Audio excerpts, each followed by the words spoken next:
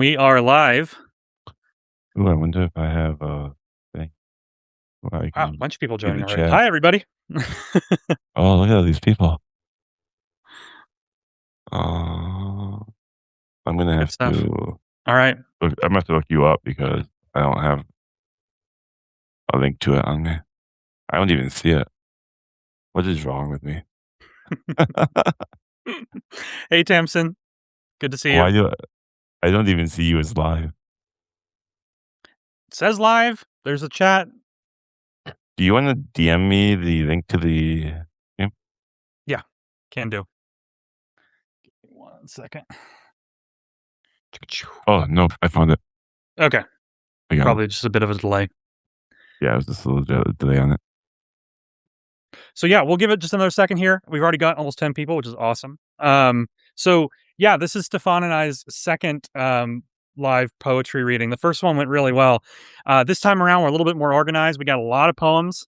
We're gonna plan to stream for about 2 hours, and hopefully that'll be enough time to get through all of them, I think. And then the way that we do it is he and I will trade off reading each one, and then we'll spend a couple of minutes talking about them, sharing our thoughts and whatnot. And then obviously we want to hear from the chat as well, about what your thoughts are on all the pieces too. So that worked really well last time. That's the format we're going to go with this time, I think. Yeah, the chat had good insight last time. Yeah, it was good. Also, last time the chat froze, and I found out after the fact, you had told me, Stefan, that I can reload the page to fix that without breaking the stream. So now I've got that understood this time around. It, it doesn't break the stream most of the time. Right. Well, if No, the stream breaks, yeah, you'll know nothing it's on my fault. Substack. Nothing on Substack's a guarantee.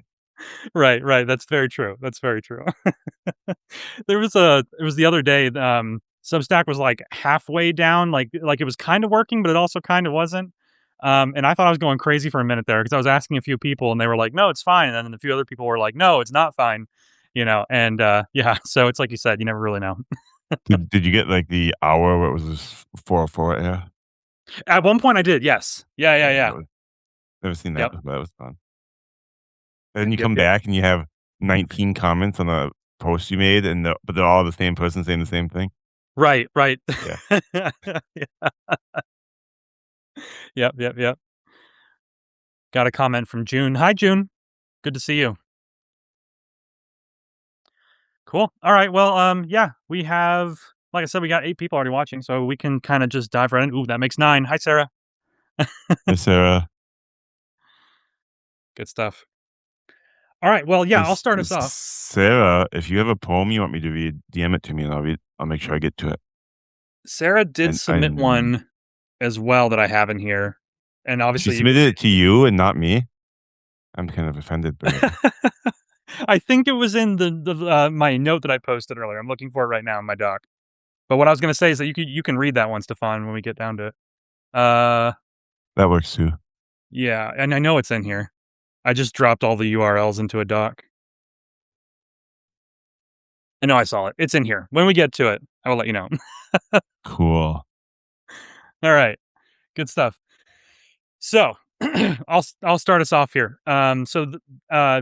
For anybody who's not already aware, the way that I did it this time around and the way that we'll probably do this going forward, I was just telling Stefan before we went live, we'll probably do these once a month is the plan, barring any, outliers or personal stuff going on.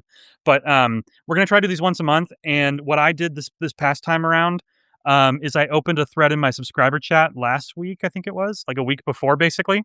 And people were able to share links that way. I think I got like 20 plus poems that way. So yeah, keep an eye out for that. Like I said, we're going to try to do these once a month, and then at least a week beforehand, Stefan and I will put out something where people can submit stuff. So, just so you're clear on how it works. Yeah, I'll do a better job of doing that next time.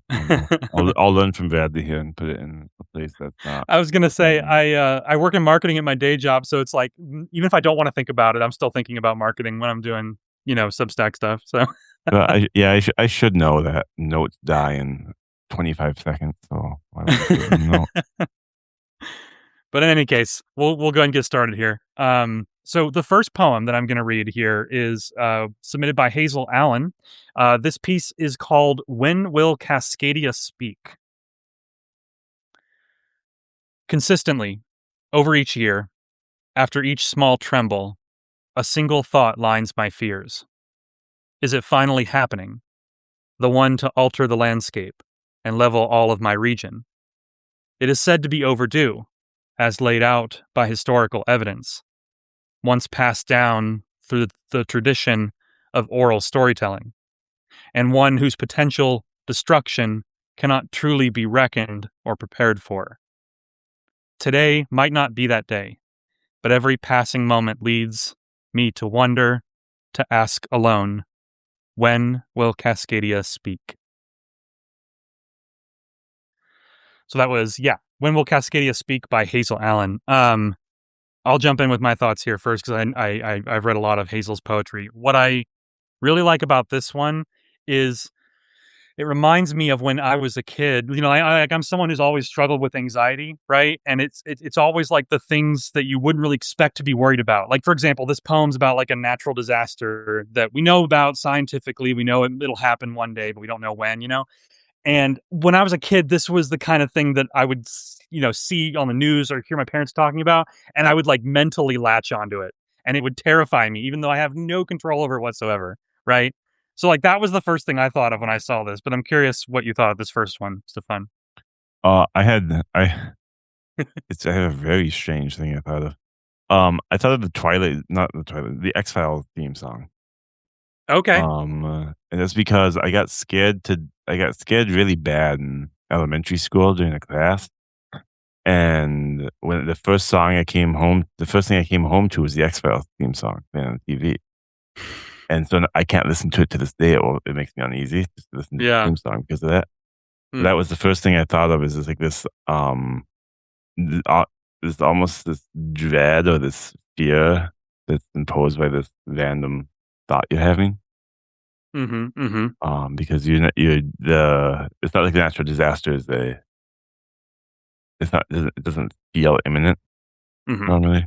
Yeah. And so I don't, that was just a weird thing that I thought of when you were reading that.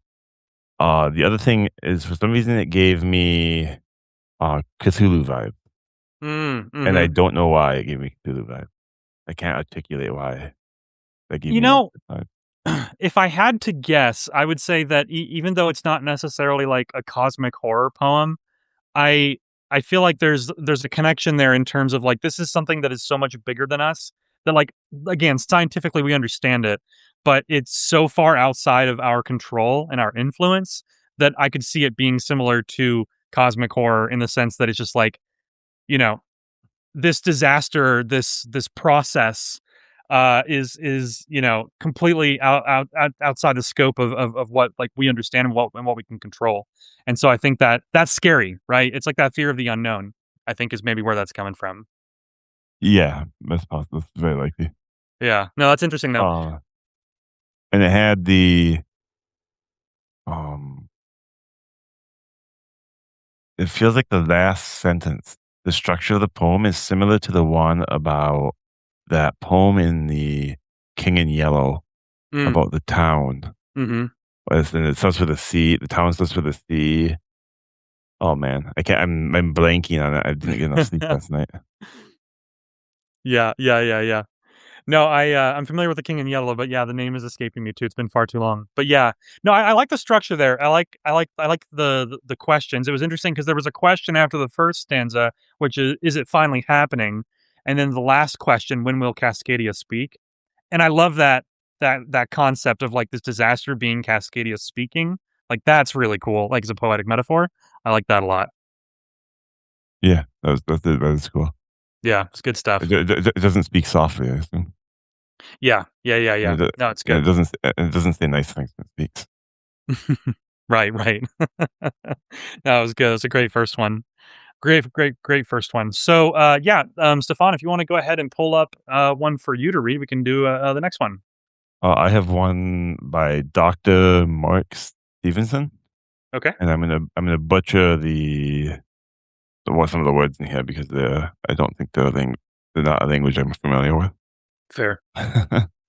So I apologize in advance. I'm sure other people will know how to pronounce them because I've seen them around before. Um, the coiling, twisting. Shub-Niggurath of eight-limbed, blood-circled face, envenomed, in a tiara of tentacles she comes. She comes sweeping the road, protectress of sacred right, and spreading hospitality over lands and seas in place of the sun's axolotl tree. In the divine oceans, the sacred flesh is supported by the net of man. Thorns, thorns filled my hand. Thorns fill my hands. In the divine oceans, the sacred flesh is supported by the net of man. His seeking rod, his glory, let him fill me.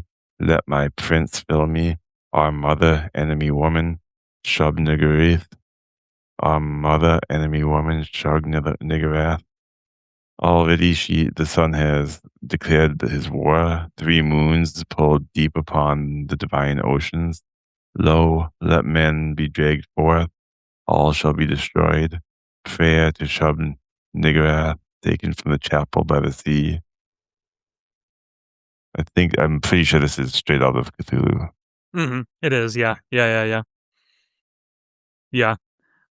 Interesting. Okay. Yeah, no, it's funny that we that we you brought up Cthulhu after that first poem, and now all of a sudden we're reading an actual like Lovecraftian poem. That's funny. Um, Yeah.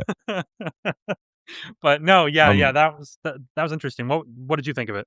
I was wondering if I was going first on this one, or if you wanted No, to, yeah, I figure whoever if reads you it had and share thoughts. first. Yeah. Um, I think are the crown of thorns Mhm. symbolism in here? I have to Is imagine that that is what yes. Yeah. is that what that is?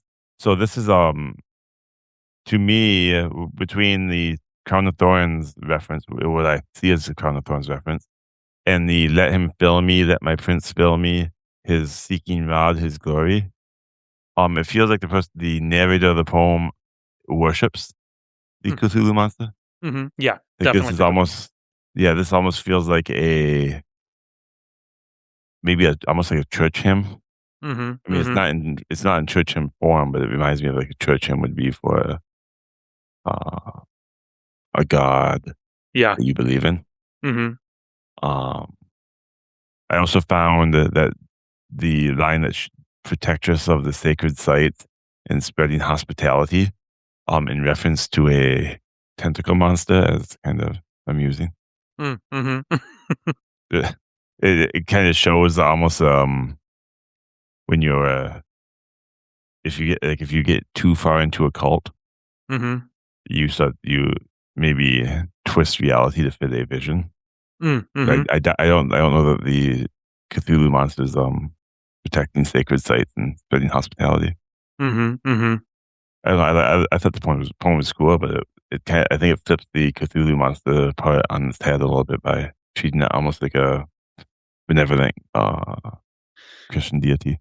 Yeah, no, that's really interesting. And I think the crown of thorns, like you said, is probably also like a Christianity reference. And you know what you were saying just now, it's interesting to see like the narrator of the poem here.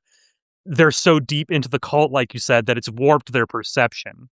Like from their perspective, this is like some beautiful thing, and it's like they've just completely lost the plot, and I Yeah. agree that it also feels like a almost like a hymn. It's not structured like one, like you said, but it has a sort of like rhythm to it when you were reading it that to me felt almost lyrical in a sense. So it almost felt like if you were at a church worshiping this monster from Lovecraft, that this is the kind of lyrics that you would hear. I think that makes a lot of sense. So yeah, it was a cool piece. I'm a fan of cosmic horror, so I really liked it from that perspective too. So I had to look up because it's not Noxolotl, and I posted the word in the chat just because I don't want to misrepresent what the poem said. Okay. It is a sacred fir tree used in Aztec rituals of bloodletting, Wow. Okay. according Interesting. to Google. Huh.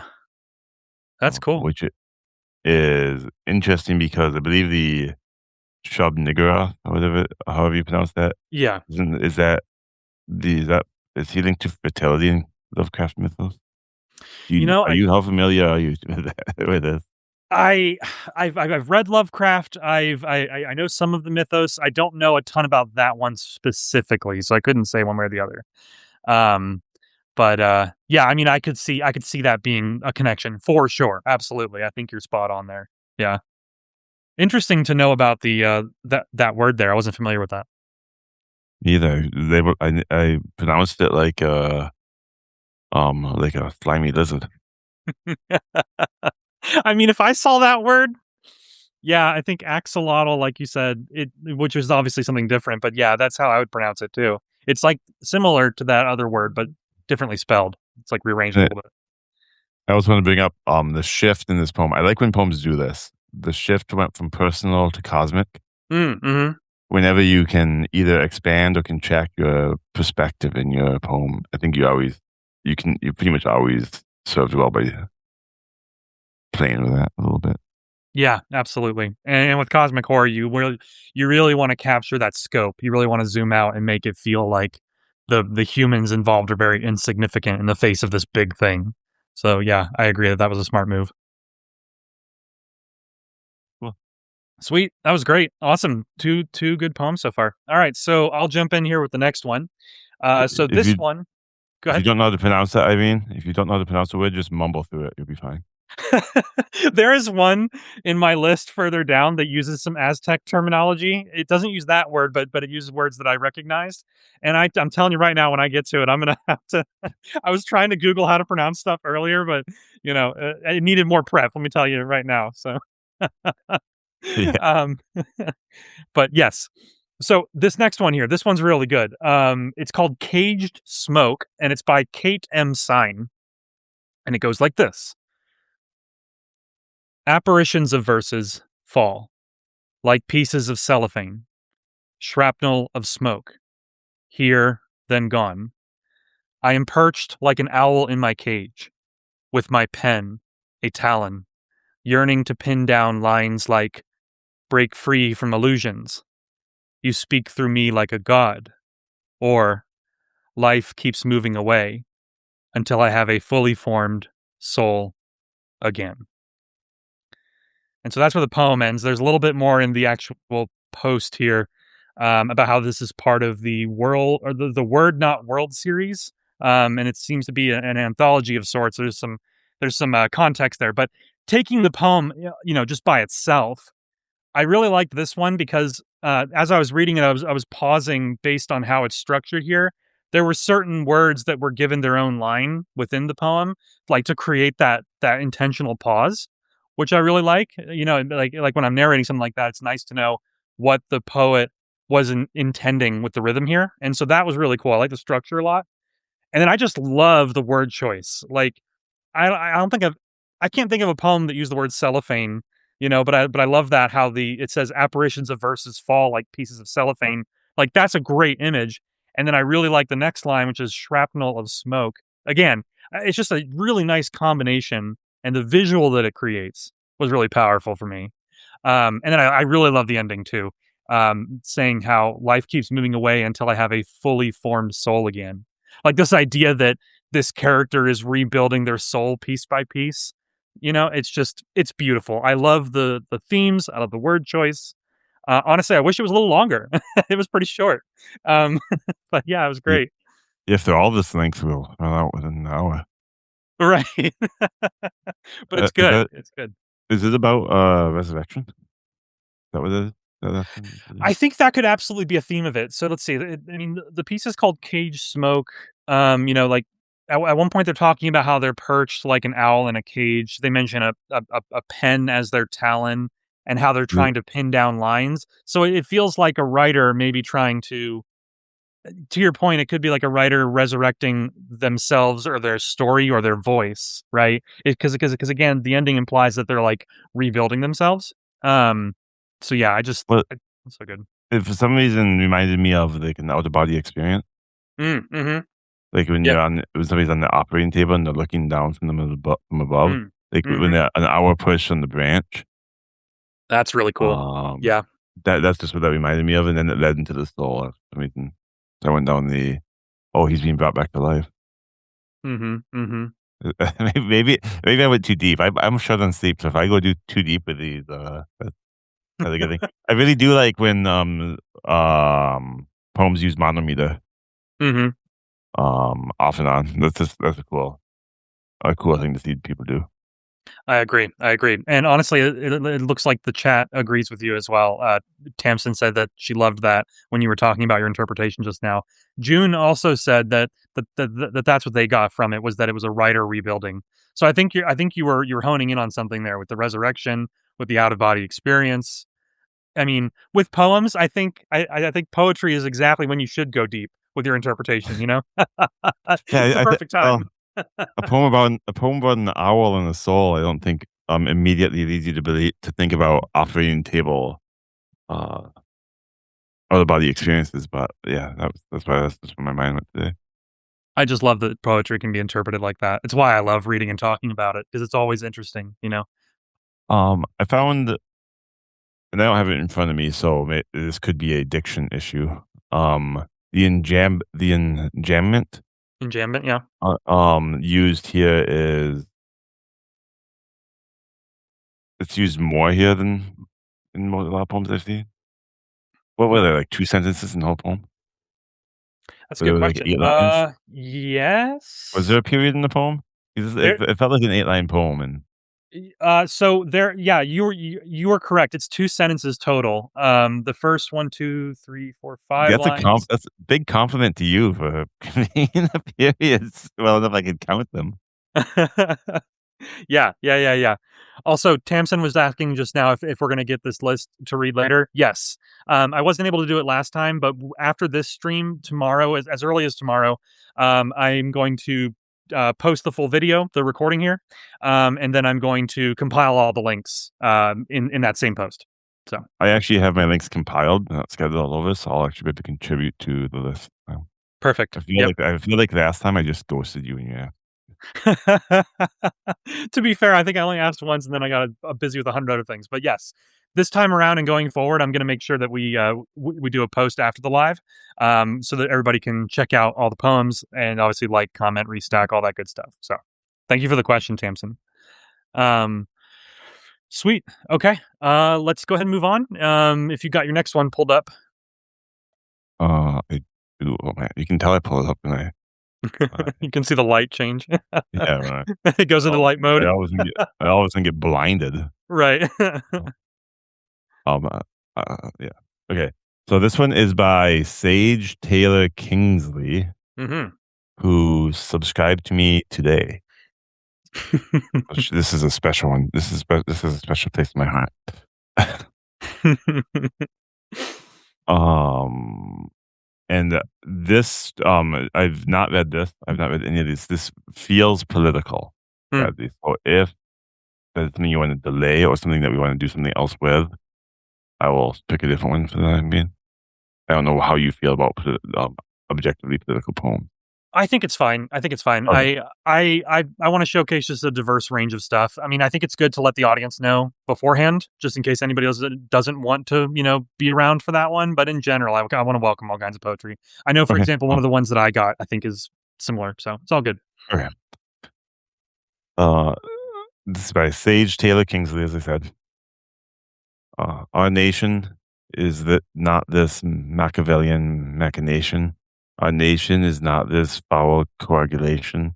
Our nation is not the cessation of every ration.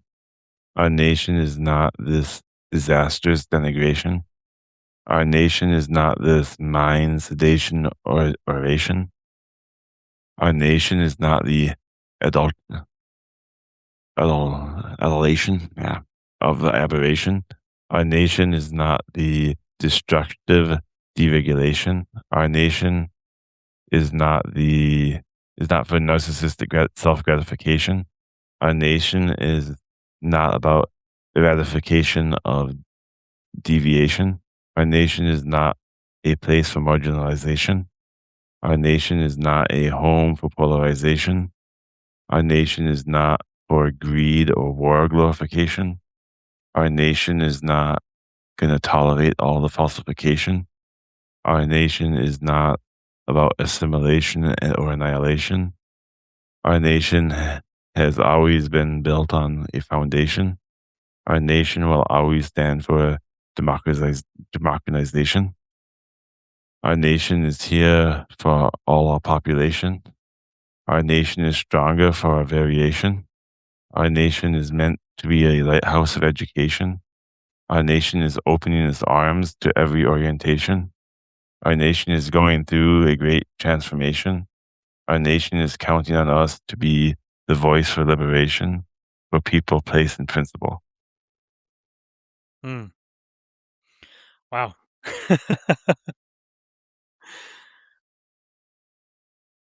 I'll have you go first. What are your thoughts after just reading it?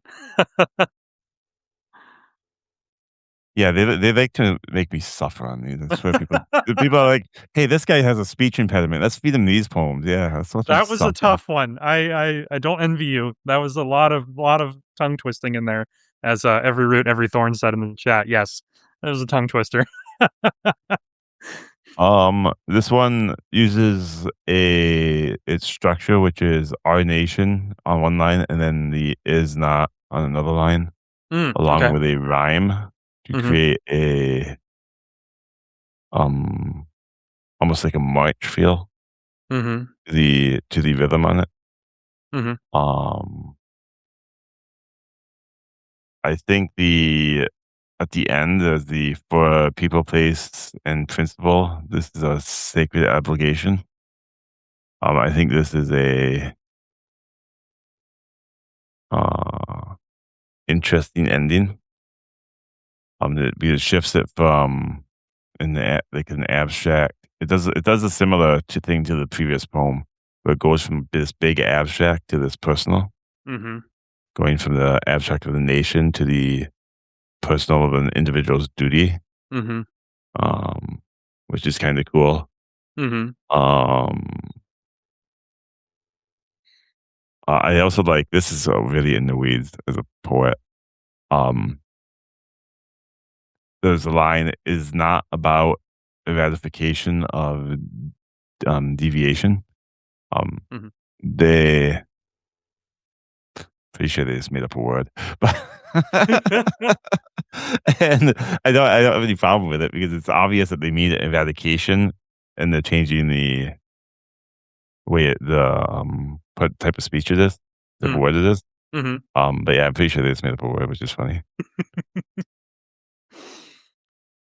Yeah, that was, I mean, right off the bat, the first thing that really struck me was, the structure, like you said, the repetition of, like, this nation, and then just the complexity of the rhymes. My god, like, that was super impressive. Like, I just have to imagine that they had an entire thesaurus or dictionary, just flipping through it. It's like multi-syllable rhymes, like, just really impressive stuff from a technical standpoint, like, that was crazy. But yeah, like you said, one thing that I really liked about it is that it had a natural kind of narrative arc to it. So it started with, a list of things that this nation is not. And then by the end, I found myself asking, okay, so yes, I agree it's not any of these things. How do we change it? Like what's the next step? What's the action to take? Like how do we bring this full circle? And I feel like the poem managed to do that really well. Like you said, it became about the individual and it came about like, very specific sort of next steps. But the fact that it was able to maintain that rhyme scheme all the way through was insane. That was really impressive. Uh, yeah, I thought the use of the rhyme was. I think the if they don't maintain that rhyme scheme, or they just don't, or they do full free verse without the rhyme, Mhm. I do think the poem stuff is greatly from not having that. I agree. Um, Yeah. so and I didn't look. I don't think. Hold on one second. I'm gonna check. I don't think this is in the in Meta. No, it doesn't look like it is. I was like, I had wanted to go back and be like, "Ooh, did they do something crazy and put this in like iambic pentameter?" But they did not. Mhm. It already had a lot going on, so I think we can Yeah, forget about it. I'd have been very impressed if they put that into Yeah. formal meter. No, for sure, for sure. What did you think of the "Our Nation" repetitive at every other line being "Our Nation"? I thought that was good because I think it it created, it created like a almost like a marching kind of rhythm to it, like a yeah, again, like it's like that call to action or like that like anthem kind of feel to it, you know? Like it felt like it was propelling the poem forward with that repetition while also bringing in the rhyme, you know, as well to kind of so it was like both sides were kind of moving in tandem. And I think it flowed really well as a result and it became more impactful because it was like really literally hammering the message home, you know? And I think in this case, that was necessary, so Cool. awesome, awesome, awesome, and, Technical yeah. break. Every root, every thorn says I appreciate the technical breakdown you guys are doing. That's because I don't want to go way off into the weeds. If I I start like talking about how this reminds me of a toilet flushing, people are gonna look at me weird. Bradley might not have me back on again. No, but I like nerding out about poems and stuff, so it's fun that we can do that, um, so I appreciate it as well. I have fun with it. But, hey, I also like the crazy wild takes too, so, you know, bring on both. Did it remind you of a toilet flushing? It did not, no, but but if it reminded you of one. Well, if I don't know, for some reason, the structure of it where it goes, "Our nation," and it's a line, and it goes like 10 like a 10-syllable line with 3, words on it. For some reason, the structure of it reminds me of a circle. Okay. So it reminds me of something spiraling. Yeah, for sure. Like, the first one is, "Our nation," line break, "is not this Machiavellian machination." Mhm. I don't know, maybe I don't know if that maybe I'm just you can just tell me if, you just be like, "Stefan, you're crazy, shut up." But it reminds me of, that structure reminds me of a circle to me. No, I agree. Yes, when you put it like that, yes, I can see sort of the circle, like the spiral kind of feel to it. Yeah, that makes sense. Yeah, yeah, yeah. See, I I'm told so you it was happy. good. Yeah, My we got toilet there. Just analogy took a was second. good? Okay, good. Yeah, we brought it back around. All right. So next up here, I've got a poem. This poem is by Joel L. and it was submitted by Rebecca Watson. So this piece is called "Exquisite Devastation," which I love that title. I am here in the dark water, waiting for you. The shimmering pitch of everlasting night ripples across its surface. This place is deep, beneath the storm, beneath the noise, shielded by ancient stone and earth. Here I stand alone, waiting for the hour we may become one. When we are found, the earth and water around us will shudder in worship to submission. The caverns that hold us will tremble in recognition and reverence, and the pull between us will finally yield to itself. We will stand close, our heart blending and braiding, our lips trembling once more as they meet in final surrender. The dark water will rise and gather us, enveloping us in ecstatic pressure, lifting us as one, while the stone above and below begins to crack and sunder. And in that deep quaking, in that sensual clarity of chaos, our story will be written into time, our exquisite devastation. Love that ending. So good. That was a good one. That was really, really good. Yeah, I've read a bit of Joel's work. Paid subscribers also get access to his reading of it, which I have to imagine is really good because I've heard some of his audio and it's top tier. Um, as far as the piece itself here, again, I feel like we're honing in on the deep, dark fear of the unknown, very cosmic horror, very like Lovecraftian, which again I like a lot, and I write that kind of stuff. So this obviously resonates with me. I I like the elegance of this one. Like, it's talking about scary things, it's talking about the unknown, it's talking about very, like, what could easily be interpreted as horror, but it's doing so in such a way that the word choice is soft and it's inviting. And I love the term exquisite devastation. Like, that is wonderful as a title and then as an ending too. But, yeah, what did you think of this one, Stefan? Um, I felt like the part about being underground, Mhm. 'cause we have no idea who the second person is, right? I don't think There's so, no. allusions to the second person.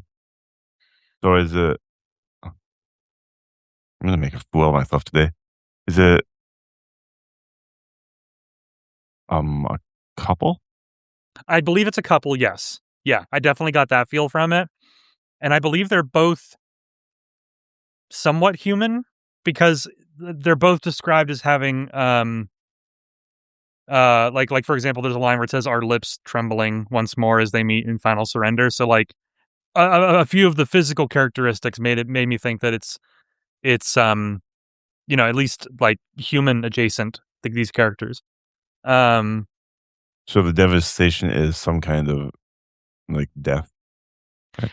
I think so, it's Like Romeo and Juliet, like yeah, exactly, yeah, I think it's some sort of, like, cosmic meeting where they're trying to find each other, but when they finally reach each other, it will result in some sort of catastrophe. I think is what I'm getting from it here. Because for example, when it talks about them finally meeting, it talks about the dark water rising, gathering us, enveloping us, how the stone above and below begins to crack and sunder. It feels like the world is ending once they meet. So I think that's where the devastation, quote unquote, comes from. That's how I'm understanding it. So yeah. yeah, Uh, but very, very elegant. Like I said, I just really like how beautiful it reads, despite being sad and dark. But it's good. yeah, it feels like, I wonder if the world ending, obviously it's a poem, so nothing means anything, but that's that's not what quite what I meant, that comes out weird. But, like, is the world ending to me strikes me as a metaphor for the end of of a love. Mm-hmm. It's, where some people can feel when a true love dies, when, like, if you were truly in love with somebody um, and then they die, there's, a lot of instances where that, kills the other partner, Mm, is because, you're, so connected to the other person. mm. So I wonder if that's what the world ending is referring to. I think so. I think that's a really good connection there, and I have to imagine that's at least part of what was the motivation behind this. Um, yeah, and then I hearing your thoughts just now, it made me think why I like the title so much because the title is this combination of something, good or beautiful and then something terrible. Like exquisite is a positive thing, devastation is a bad thing, right? And so the themes here are kind of what happens when those two things clash. And I think that's why I like the title so much. The the cognitive dissonance of it. Right, yes. Exactly, yeah. Mhm. Good Hello, stuff. Fern. Yes, very good. I like that Yeah. one. Good stuff. All right, cool. All right. Well, whenever you are ready, we can do the next one that you've got. This one is by David C. Robeson, and it's titled "The Bottom." Cool. Uh, Hitting the bottom is not what it sounds to be. The end of the bottle, the prick of the needle, the shine of the spoons, bubbling serenity. You're told once you've hit, there's nowhere else to go, and once you believe it, on the ground you'll roll. And you're told the world is a piece of your soul, for the wizard who sold your piece fill the hole. But believe all his warnings, utopia wasn't built without blood filling the gutters, staining the grout, spilling from veins, invoking tormented souls, with the whiners and weepers, and the widows and creepers, who rattle the rage with bright bulging peepers, who cry coarsely with no holdings to store. I don't want to fall no more.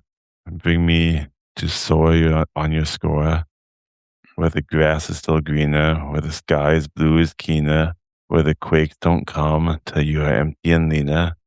Take me to your plane, where there is no pain. Do not disturb me, or the voices in my brain. Hitting rock bottom means to the world, gets to stone ya, sharp, jagged things, and sustain blunt force trauma. They deny you your hope. There you'll do it again. They shrug, roll their eyes, write you off with a grin, but hitting the bottom can mean the last of supply, that it's time to start climbing back up towards the sky, through the grit, teeth, and strain, and the mean mitt of death, clawing and squeezing at every short breath. Then you'll struggle forever, even once to topside, from memories relived, and the memories you hide.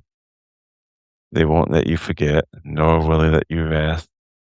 We know what we saw in the shape-shifting hall, educational to correctional, with our futures forestalled, while the dead poets sang their words, don't you fall. But we fell and we failed, suspended, expelled. The knowledge thirst squelled, exalted by peers, judged and then jailed. So take us down now to the bottom. Wow. Wow. That was a good one. Uh, some weird thoughts. The phrase "the wizard" is capitalized Hmm. with "the" and "wizard," Hmm. which I found very interesting choice. Um, and this is appears to me to be about addiction and the to me it feels like somebody writing a poem about being the stigma attached to alcoholism. Mhm. Mhm. Yeah. Yeah. Uh, and then there's a the wizards seemed predatory Mm. Mhm. Yeah. to me. Um, and then towards the set, I think it's like about 2/3 of the way through, does the narrator relapses. Yeah. I caught that. Yeah. And I'm trying to think of. I like I think the rhythm here is interesting. Because it strikes me there was a one was it 2 poems ago where we it was like a heartbeat. Mm. Mhm. Yeah. And this one feels like it wants to be the same thing, but I think the author purposefully breaks the rhythm Mhm. to make it feel like an irregular heartbeat, Mm. which is Mhm. probably connected to something they feel when they are um in deep in the bowels of the addiction. Mhm. Yeah. But I want to call it the use of the word peepers. You didn't. So there you go. Yeah, yeah, yeah. Wanted to take a look at the chat here real quick before I share my thoughts. Who was the author of that one again that we just read? Uh, David C. Roberson. Okay. Yeah, that was really, really good. Yeah, and then another comment here was the first line from Sarah SMR. What was that Hit, first hit, line? hitting the bottom is not what it sounds to be. Okay, cool. Yeah, yeah. I definitely agree with it being sort of a metaphor for addiction. Definitely alcoholism, but I caught metaphors to other types of addiction as well, different drugs and whatnot. I think they mentioned needles at some point too. Right, exactly. And like so there's a line about spoons. Um, Yeah, I yeah, this was really successful in capturing the cycle, I think, of addiction where, I love how like at the end there, as dark as it was of an ending, I love how at the end there it was talking about, when you're at the bottom trying to claw your way back up to the sky. It's like this it's just a cycle. It's like you think you can get out of it, you make it it's like close to where you want to be, and then something will just knock you back down and you fall all the way to the bottom again. Like that's how it works. And I thought the poem captured that really well. And I almost wonder if the poem having its rhythm change was potentially, maybe the author did it on purpose or maybe it was subconsciously, but I feel like changing the poem's rhythm is another metaphor to, trying to break the cycle, again, like trying to change it and then, in this case, failing. Oh, I can see that. Yeah. Well, it wasn't about the feeling of your heartbeat. It was about the cyclical nature of addiction. Yeah, like, trying to And that's change it really and maybe getting somewhat close to success, but then falling back into it again. Yeah, that was a really good one. I feel like it was very clear what the poem was trying to do, and I feel like it very successfully, you know, hit the message that it was trying to reach. It was really good. what did you think about the, uh, bubbling serenity? The was the end of the bottle, the prick of the needle, the shine of the spoon, bubbling serenity? Yeah, bubbling serenity, it made me think of 2 things. Number 1, it made me think of, like, yeah, alcohol, like how, in the moment it makes you feel good, and honestly, in general, like, anything that's addictive, like, the idea is that it makes you feel good in the moment, that's why you keep coming back to it, right? Like, you know there's a part of you that knows that it's bad, especially in the long term, but you just want that moment of peace, right? That moment where everything feels like it's okay, and so that's where I get the bubbling serenity, and then, of course, another kind of thing that it reminds me of is when you're talking about, like, for example, like heroin, like the way they put the lighter under the spoon to melt everything and it kind of bubbles that way. I feel like that's another reference to, again, the bubbling serenity being the outcome. Yeah. I just learned a whole lot about heroin. But yeah, so in both cases, the substance bubbles is what I was trying to get at with that. So What do you think the wizard is? I feel like the What wizard is like a metaphor for addiction itself. Like it's this like in this case, the wizard is like this magical thing that's like promising you something that let's assume that we're in our world here, right? And magic doesn't technically exist that we know of. So this wizard shows up and he's promising you this thing, and you want it so badly that you're willing to believe him. I feel like that's kind of where that was pointing to. Why do you think he capitalized it? I think he capitalized it because he wanted it to feel like this figure, like this actual presence. Like when you capitalize something, to me that marks it as like a character, And so I think in this case, the author wanted you to know that the wizard was a character, and not just some random passerby. Like this is an important individual in the Is story. there an element of divinity assigned to it, by capitalizing it, you think? Yes, I could see that. Yeah, yeah, yeah, absolutely. Yeah, Cool. that was really really good. That was a great one. All right. So the next one that I have here, I apologize, I'm probably going to mispronounce this person's name. This is a poem called "The Secret of the Little Leaves" by Sylvia D. Negrabosco. I think is how it's pronounced. I apologize if I got that wrong. But yes, this piece is called "The Secret of the Little Leaves." This one also, I thought this was interesting. It says it at the end, but this was a poem dedicated to their grandmother, who sadly passed away in 2023. So I thought that was interesting context for what I'm about to read here. But yeah, here is "The Secret of the Little Leaves." I wish I could believe in God, you said once, sadly, clear of thought. You craved a refuge from decay that haunts us creatures of the clay. I wish I could believe. Yet you would look up at the birch. As always, nature was your church. It has those little leaves, you see, the rustling of eternity. I wish I could believe. Yet down from you was passed the gift, preserved through generations' drift, the secret of the little leaves, cognition of the threat that weaves the whole of his creation. The faith, though, you could not recall, lost in a thicket, grown in thrall, to threat, fear, fight, and victory, experienced ephemerally.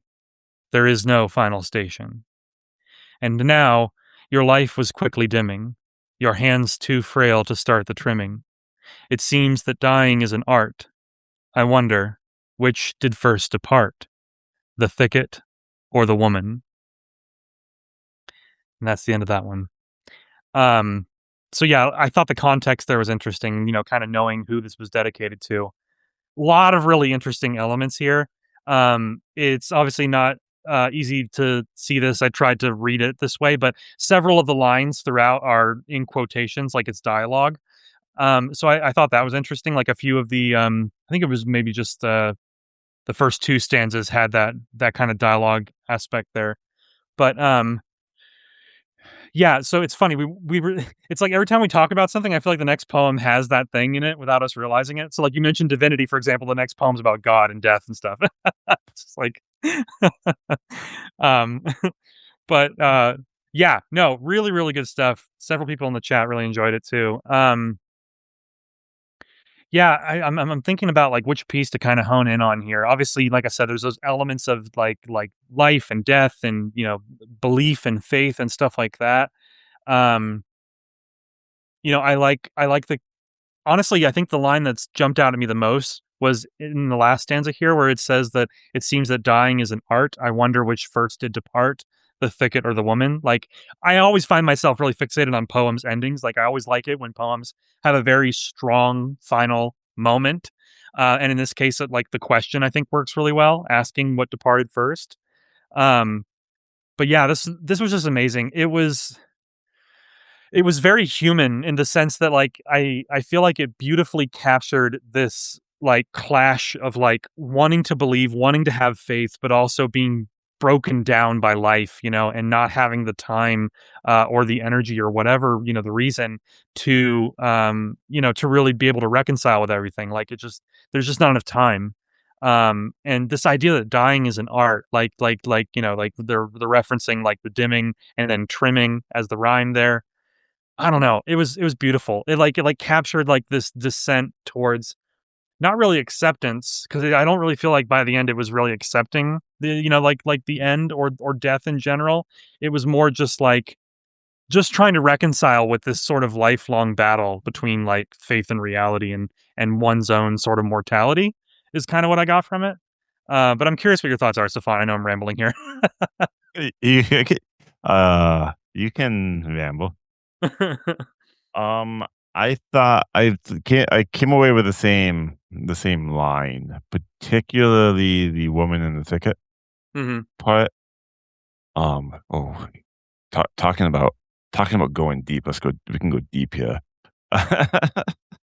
Okay, so the thicket in Judeo-Christian tradition hmm is a symbol for replacing mortality with faith, like substituting mortality with faith through faith.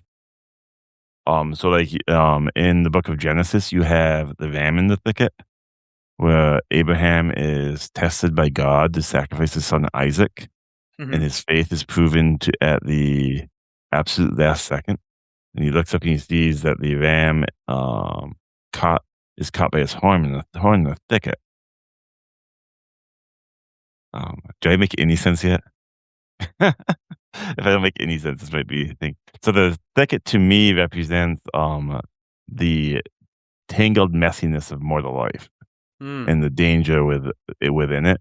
And the Mm. faith is what provides a way out of that tangle.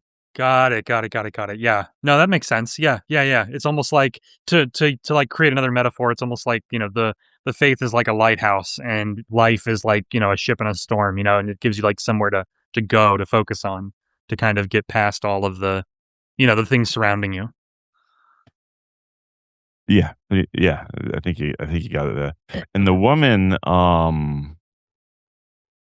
is the ultimate act of faith because if you go to um I'm into like world building, so the fact I know this much about Christian mythology is kind of scary. But if you go to the New Testament, there's a woman who goes to the tomb of Jesus facing questions about mortality. Mhm. Um, and she ends up being one of the first witnesses to the resurrection. Mhm. And the woman stands at the boundary where human mortality meets divine faith in that story. So I wonder if the woman here, I feel maybe this is just um my maybe this is a bias I have, but I feel like the woman and the ticket are both spiritual allegories to humanity's struggle with death. Mhm. I would absolutely agree with that, yeah. Yeah. Did I go too deep, Bradley? I can No, no, no, I like that. The that was really interesting, yeah, because clearly this was inspired by some elements of Christianity and stuff, so, like, yeah, your knowledge here was perfect. I thought that was really interesting. Yeah, I think that's what I took away with it. I was Yeah. kinda I'll be completely honest, when that line happened, I was the rest of the poem kinda it left the building. Mm, that can So I happen. I was so enamored with that line that, Mhm, mhm. uh, yeah, I would be lying if I said I could have, deep thoughts about the rest of the poem. No, no, that was great, that was really interesting. Yeah, so yeah, we're just I mean, I swear these poems are incredible. I was looking at the submissions earlier, and I just it's amazing how many poets on Substack here are putting out just incredible, incredible work. Everything we've read so far tonight has been absolutely amazing.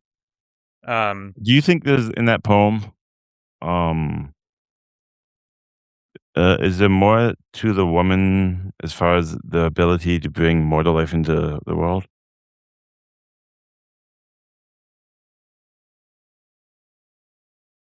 I think so. I was looking through it again so I could give you a good answer here. Yeah, I don't have the poem in front of me, so I can't say, but in my mind, that would be yeah. No, this another is layer definitely one that that would we could spend a while on this one. It's got a lot of layers. But in any case, that's probably a good stopping point for that one. Just so we can keep rolling through here. That was a great one. Fantastic stuff. Um, okay, cool. Do you have another one ready to go? I do. I have 3 more actually, yeah. Cool.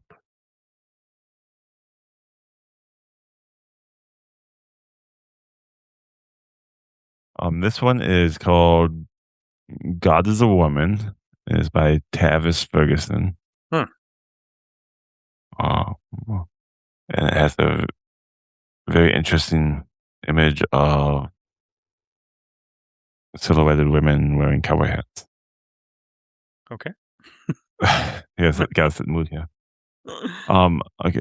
And this is by it's Tavis Ferguson, in case I didn't say that. Before I knew theology or the politics of reverence, I knew the woman, my mother, holding the universe together with one tired hand and a cup of coffee gone cold. My grandmothers, architects of quiet survival, teaching me that strength sometimes wears curlers and sometimes wears grief.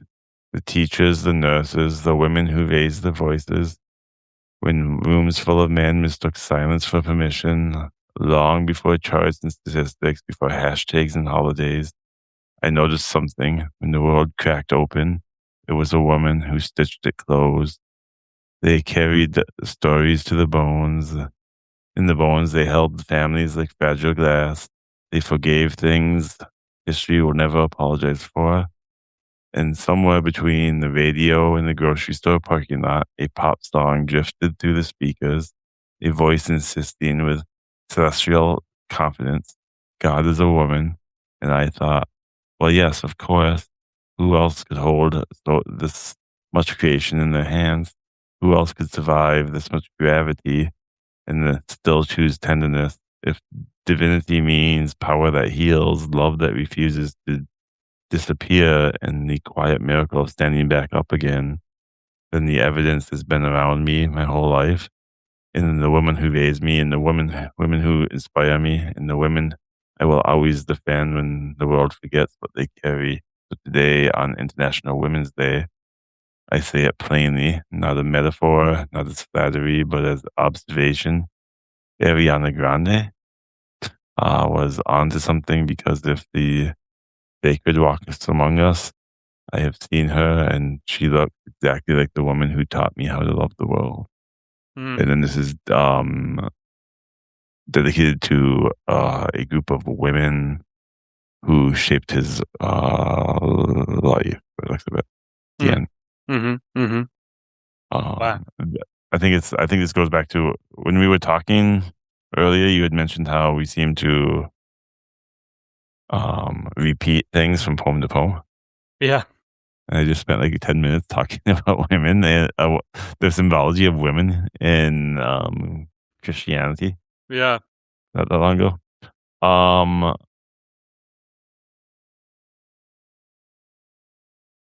I think there's a what I found that the part that really stood out to me was the pivot to pop culture. Mhm. Where you go from like ancestral grief and to Ariana Grande. Mhm. Uh, I found that like kind of I don't want to say weird because weird has a negative connotation. I don't think it's negative, but that surprised me as to what they were doing there. Um, Mhm. and then they conclude the last stanza uh with the line, "Power that heals, love that refuses to disappear." Um, to me, that comes off as a reference to theology Mhm. and protectiveness. Mhm. And I think that's mostly what I took away from the poem was like a like a mother's protectiveness. Mhm. It's, but I would be interested just to hear what you have to say about the pop culture pivot. Yeah, yeah, I'll start with that, and then I'll kinda share my overall thoughts. I think, from a first impression standpoint, I feel like the shift to the pop culture reference, I think I understand what the author was going for there, but I will say that it was a bit jarring, I think is the word I would use. Like, just tonally, it was a unexpected shift, but I think what the author was most likely going for is that the poem kind of, started out with this very grounded sort of real world like scenario, and then it kind of got more existential as it went on, right? And I think that shift with the pop culture, it was meant to bring us back down to earth again and pull us back into like the real world, if you will. So I understand the motivation behind it, but it was a bit jarring. Like I was like, "Wait, what?" For a second, I thought you had finished reading it and you were reading something else, like that the poem had ended. So that was a little, that was kind of out of left field. But like I said, I think I understand what the motivation was there. Now overall, I loved how this poem it really captured this idea, that is, and I'm kind of speaking from my experience here, but I feel like this is a pretty universal thing. It's like when you are young, you see your parents as these people that are superhuman, right? Like you see them as like, not gods per se, but close to it, right? Like they are, like in your eyes they can do no wrong, right? And then as you get older you realize that they're human like you, and so on and so forth. That's a different tangent, but the point is I like how this poem captures that almost like superhuman, like divine element to how a child sees their mother, right? And honestly, yeah, I think, if I'm being honest, I think from a cosmic standpoint it makes complete sense that God would be a woman, right? Just because like that's the kind of, that's the kind of energy that mothers bring to their children who are their whole world. That's their whole universe. You know what I mean? And so, yeah, like I really like the way that the poem draws a line there, and makes it feel very very personal while also feeling grand and cosmic in scope as well. Like it really totes that line nicely. You know, pop culture shift. Notwithstanding, but overall, it was a really great poem. I like that one. That was great.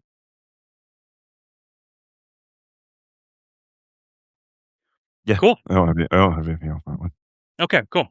Oh, besides that, I like the use of everyday. I like this in fiction too, poetry and fiction.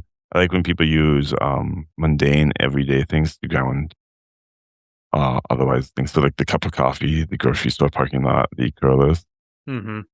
You can you see this often. I see this often in on Substack where people get so metaphorical that it almost feels like you're swimming in a cloud and Mhm. there's nothing to hold on to.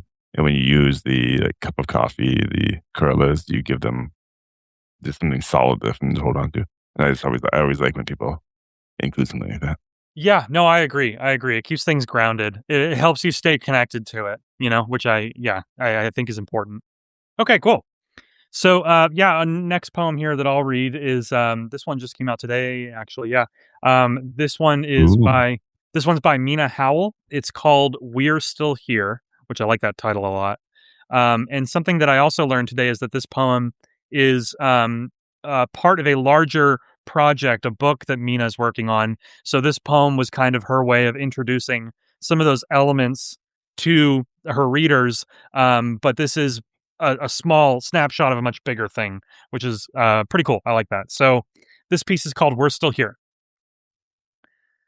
We're still here, far beyond the wall. We pray for rain. One by one, we fall. We spent decades planting seeds that could never grow. For all our efforts, we've nothing to show. Behind your bricks so high, you know nothing of pain, and you have no regard for the ones that you have slain. We hear your cheers echo over the sand, but do the others know they're also in the wasteland? You locked away our voices, but you've only imprisoned yourself.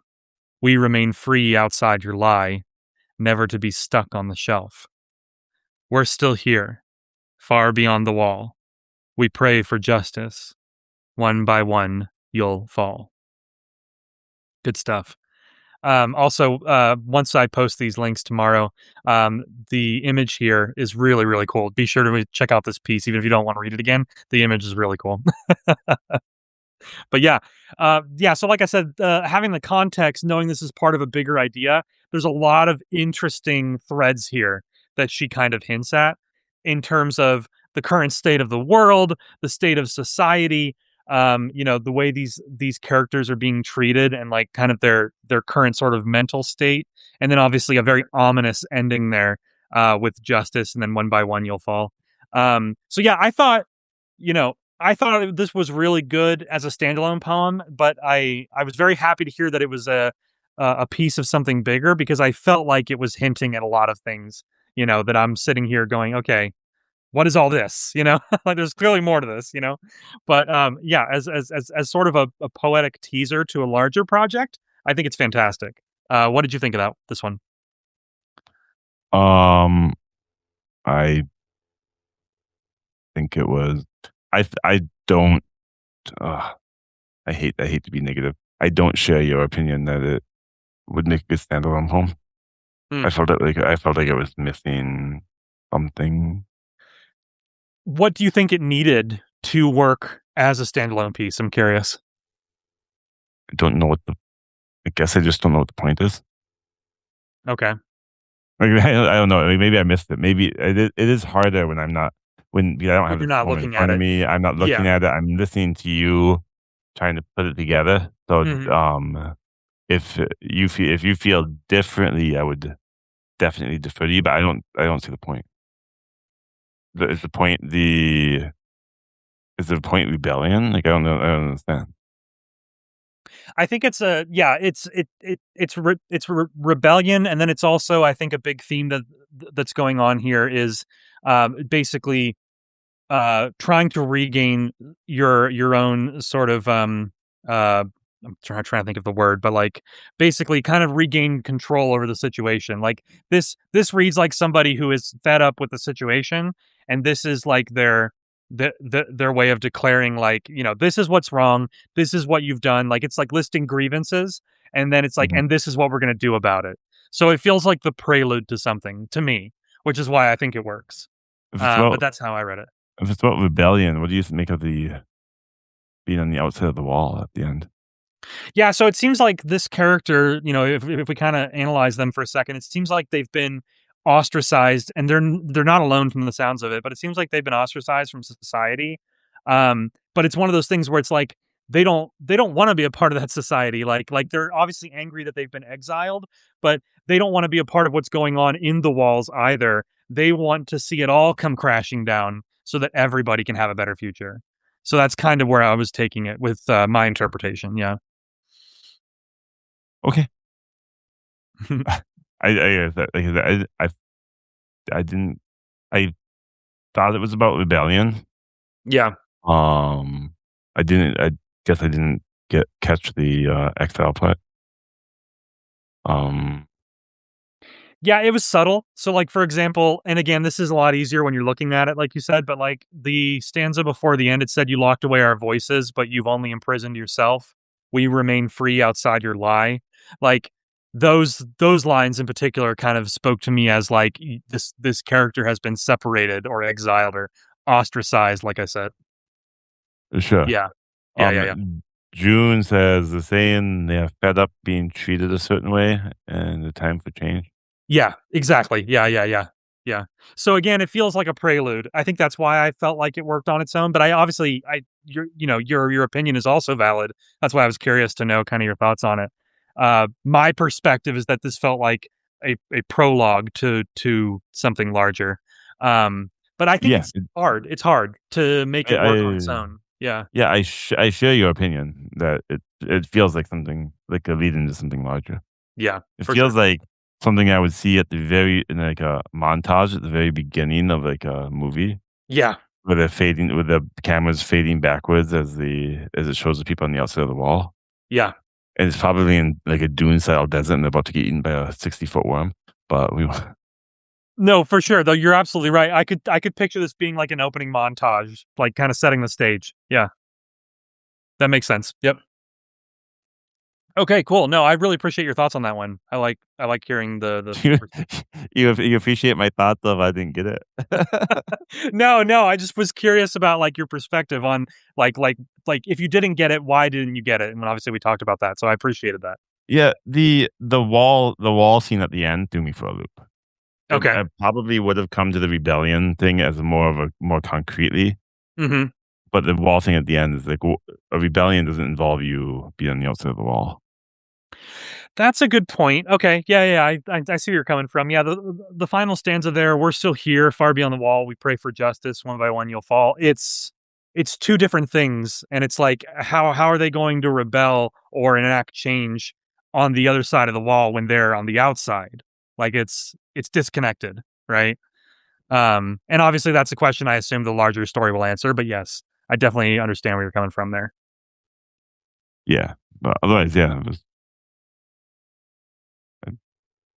I'm sorry, I don't have deep thoughts in this one. No. There's no Christian symbolism for me to Yeah, evoke no. here. Yeah, no mythology to pick apart in this one, in particular. That's fine. All right, well, let's go ahead and pull up your next piece then. We'll jump into the next one. Okay, so there's I have a disclaimer for this one. Okay. I asked Labyrinthia Mythweaver to write a poem for this specifically. So this poem was written specifically for this live, and um, it was inspired by a poem I wrote. Okay, cool. So Exclusive. it's an exclusive. Well, Yeah. she did release it, so it is. Okay, well. It's not. It is no longer exclusive. Fair. It could have been exclusive, maybe. It's called "The Art of Observation." Mhm.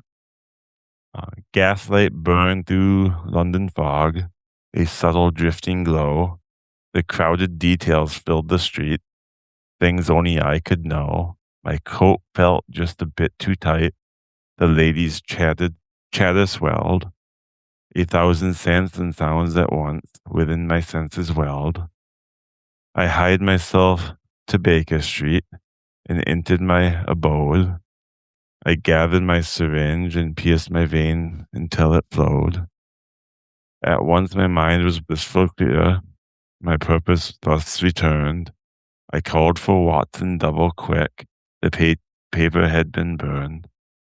I quickly deduced the place of the note's provenance. We'd need to hunt for footprints there, conduct reconnaissance. Come, Watson, come, I called aloud. The game's at last afoot. We hurried back to Charing Cross to scrutinize the soot. Thus was the murder swiftly solved. We tracked him to his den and summoned good old Scotland Yard. I solved it yet again. Hmm. And this is, I think this is obviously a Sherlock Holmes poem. Mhm. Yeah. Uh, I like the rhythm here, as it reminds me of like a rattling sound, which I think Mhm. feels um like 19th century London. Mhm. Mhm. Uh, the there's a lot of imagery here that's reminiscent of the genre and the source material. Mhm. Um, I like the subtlety. Well, the interesting part to me is I didn't know that Sherlock Holmes was a drug addict Mm. until I read this Mhm. poem with Mhm. the syringe. I don't know if that was what she meant there, as I haven't had a chance to ask her. And I must not be familiar enough with Sherlock Holmes. Um, and then I like that she wrote it in, I believe this is in um, the form of a ballad, Mm. Mhm. which is, I think this is the first metered poem that I think so. we've read. Yeah. Mhm. So I like that. And then the paper had been burned. That strikes me just as so much of a Sherlock Holmes clue, like something Mhm. so mundane and kind of weird off the wall that you wouldn't think means anything that he figures out. Mhm. Any thought? Yeah, no, I don't think I've ever encountered a Sherlock Holmes, like, style or inspired poem before. I'm trying to think if I have or not. So that was really unique. I thought the premise here was really unique. And I liked the rhythm of the poem as well. I feel like it captured the atmosphere and the time period well. I liked the rhymes a lot. There were some really clever rhymes in there. Um, and I liked how very much like the Sherlock Holmes like BBC series with Benedict Cumberbatch. I like how the poem here took us through the thought process of Sherlock Holmes, right? Like I like media that gets inside of his head because the way he thinks is so much different than most people, right? And it is very much like observation based and seeing things that would look completely mundane to someone else, but to him it's a whole clue, right? And I feel like the poem captured that well, those details. That was nice. Yeah. What did you think of the syringe scene and the blissful clear? Yeah, the syringe thing is interesting. I'm not a Sherlock Holmes expert by any stretch of the imagination. So if anybody in the chat wants to jump in, if you know one way or the other, it the idea that Sherlock Holmes as a character struggles with some sort of drug addiction sounds right to me. Like I feel like I've seen that or heard it in other media involving his character, but I don't know for sure. Obviously, that's what it was referencing, but I don't know if it was in reference to him or to the crime scene specifically, right? Um, Okay, yeah, Mary Ellen confirms that he was a drug user. Okay, so I yes, learned it something was it new. was a reference to that. Yes. Okay, so it was a reference. Okay. Yep, yep, yep, yep. Good call. Good call. Thank you, Mary Ellen, for confirming. I do like the line, "Only I could know." Mhm. Yeah. That's a funny Sherlock Holmes line. Mhm, mhm. Yeah, yeah. The idea that, like, he thinks differently than most people and he knows it. That's part of his character, Yeah. Yeah. Good stuff. Really, really good. Now, you said that piece was inspired by one of yours, is that right? Yes, and I have that one on my list. That's the one I'm gonna Oh, you're gonna read it at the end, yours? Or no, I'm give gonna to give me to it to read? you to read. Yeah, yeah, Right, right, right. absolutely. So Cool, you'll see okay. you'll see the poem that was inspired that this was inspired by. That this Awesome. inspired no, that inspired this. Wow, I can't talk. Inspired this one, yeah. Good stuff. Okay, great, awesome. Yeah, I'm looking forward to it. Okay, well, I'll jump into the next link that I have here. This next poem is called "Look It in the Eyes" by Jake Gardner. Where is the pearl within this storm? For grace or fortune sought to soothe the agony of unrelenting cannonades, balm the wind-burned flesh, and still the roiling sea. If it is me, I will become it. But if it is us, then what is left? Because we say the things we can do, and the things we will remain undone, unsaid. So here, watch me slip o'er the gunwale, lower my feet to glassy gray. We'll never see it with our eyes closed.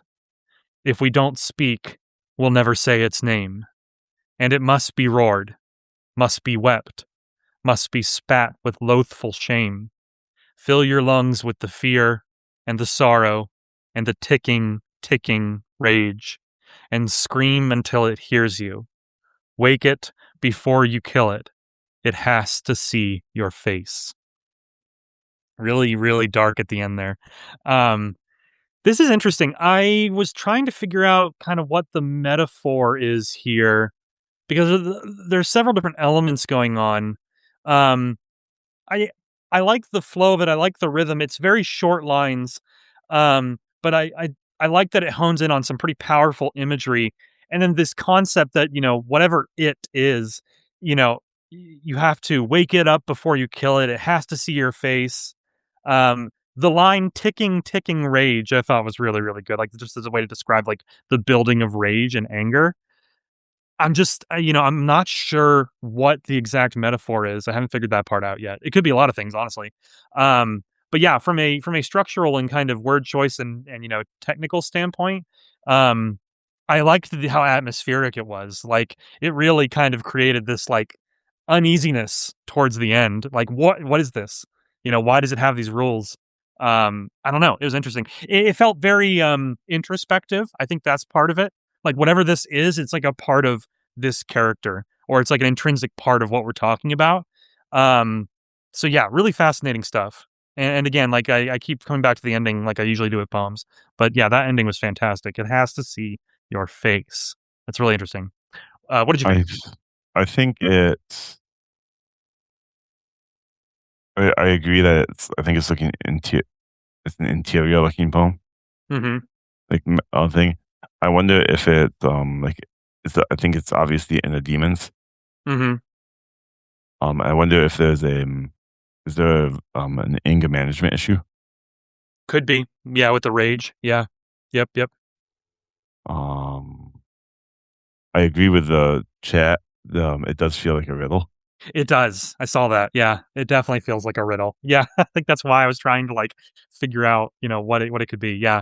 And June says it yep, seems like facing a fear. Yeah, that yeah, makes sense. Yeah. I like that. I like that one better than my explanation. I mean, I think like wrestling with internal demons is also fair. It's definitely like a conflict, and I think as we've established, like an internal conflict. I was looking at the comments to see if there was any discussion about what it I, could be.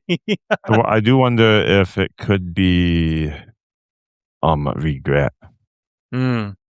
Interesting. like over like like the thing the it is the regret of a past deed that they're trying to. Yeah, like thinking about it through that lens is interesting because you have to scream until it hears you. You have to wake it before you kill it, and it has to see your face.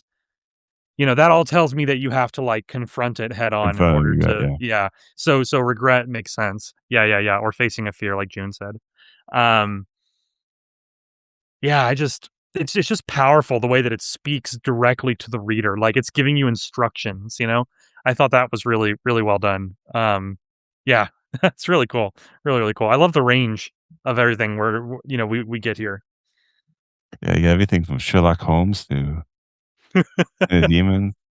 All kinds of stuff. We keep it light on these streams. Yeah, it was nothing but smiles and happiness around, yeah. Right, right. Yeah, June says what got me was the beginning, what you can do alone versus with people on your side. Yeah, that's interesting. Yeah, yeah, yeah. Because there's that shift a little ways through the beginning here where it says, if it is me, I will become it. But if it is us, then what is left? Like, gosh, that's a good line. And then it goes on to say, we say the things we can do and the things we will remain undone, unsaid. So, yeah, it is kind of playing around with that individual versus the larger collective. I didn't even think about that until June said something. That's good. That's really good. Man, that's a good poem. I agree with Tamsin, we need some cozy fantasy. Yeah, yeah. We're gonna have to maybe I was thinking, and I'd be curious what the chat thinks here. I'm just brainstorming off the top of my head, but maybe since we're planning on doing these live poetry readings monthly, we could try Should and decide on themes, yeah, right? So like one or one could or be, a prompt. yeah, or a prompt. Yeah, a lot of ways we could take it. If anything, I'm a big fan of just mixing it up, so we could just try a few things, see what happens. Although if we do a prompt, it should be vague enough that you can take it in a lot of ways. because otherwise you're gonna hear us repeat the theme. But this one's about eating broccoli. Well, that's because the prompt was the poem about eating broccoli. Yeah. You know what I think would be good for that? Because I do agree with you, especially as someone who's done a lot of prompts on Substack, that is a very careful balance to strike. Um, we could come up with several prompts between you and I, and then maybe do some polls where we let people vote on which one. Because again, it's hard to strike that balance of what's possible versus not creating a bunch of the same thing, you know? Yeah. So yeah, I agree with you. Good stuff. Okay, well, keep that in the back of the mind. That's good stuff. But Um, yeah, let's have you read the next one here. okay, this one's by um Nova. Mhm. And this one, she sent me a DM about this one. She said I should mention that it's inspired by Baldur's Gate 3 spells. Okay.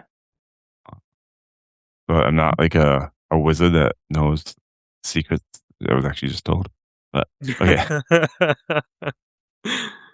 Dissonant whispers swirl in my ears through dancing lights and flaming spheres.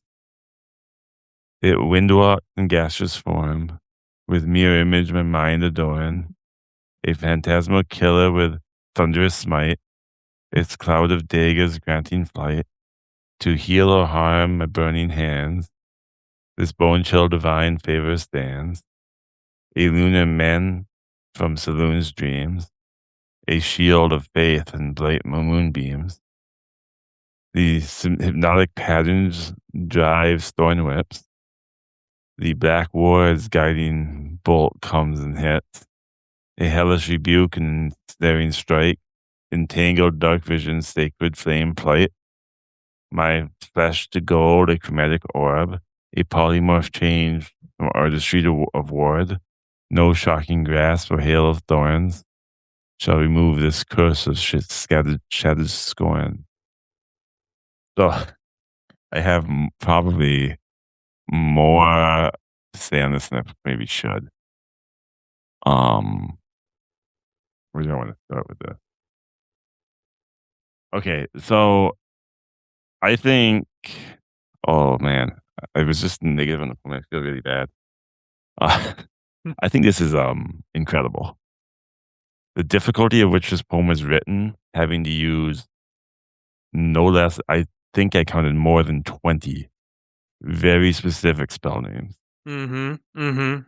All some of which, a lot of which are two words or compound words, and they give you a message through that poem is like it has to be like 90% spell names. It's And they yeah. somehow write a message that's not related to the game it's based off of. Mhm. Mhm. I just found that impressive because Mhm. they're essentially doing a prompt where you give them a laundry list of words and they write a poem from a laundry list of words Yeah. Yeah. using Which very is few connected words. which is difficult on its own, let alone all the words being spells, like you said. Yeah, all the words being spelled. So I Yeah. thought that was very interesting. Um, I like how it was. I like the Eluna men from Eluna's dreams, a shield of faith and bright moonbeams. Mhm. Um, that was that strikes me as somebody losing their grip and like a faith, like losing faith. Yeah, yeah. Mhm. And then no shocking get grasp or hail of thorns shall remove this curse of shattered scorns. Um, I think uh this one's like a this one seems tragic. The Mhm. poem I it definitely overall feels tragic, yeah. but Yeah, yeah, that yeah. line,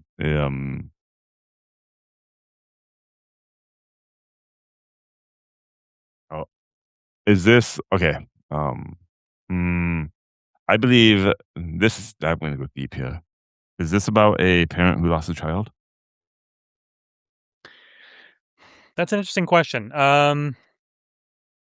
It could be. I don't think it offers enough detail into the tragedy itself to say exactly what it is. Like to me, it was more like just an overall sort of like the message that I take away from it is that this character has all this magic, all these spells, all these incredible things that they can do, but none of it will fix what is actually wrong, right? I think that's kind of the takeaway that I got from it. Maybe it's Um, just me being a parent that I of mean, yeah, when I yeah, when yeah, I yeah. see what a tragedy, and I just immediately go to what would, pain me the most. Yeah. No, for sure. And in that case, yeah, absolutely. I think that could apply for sure.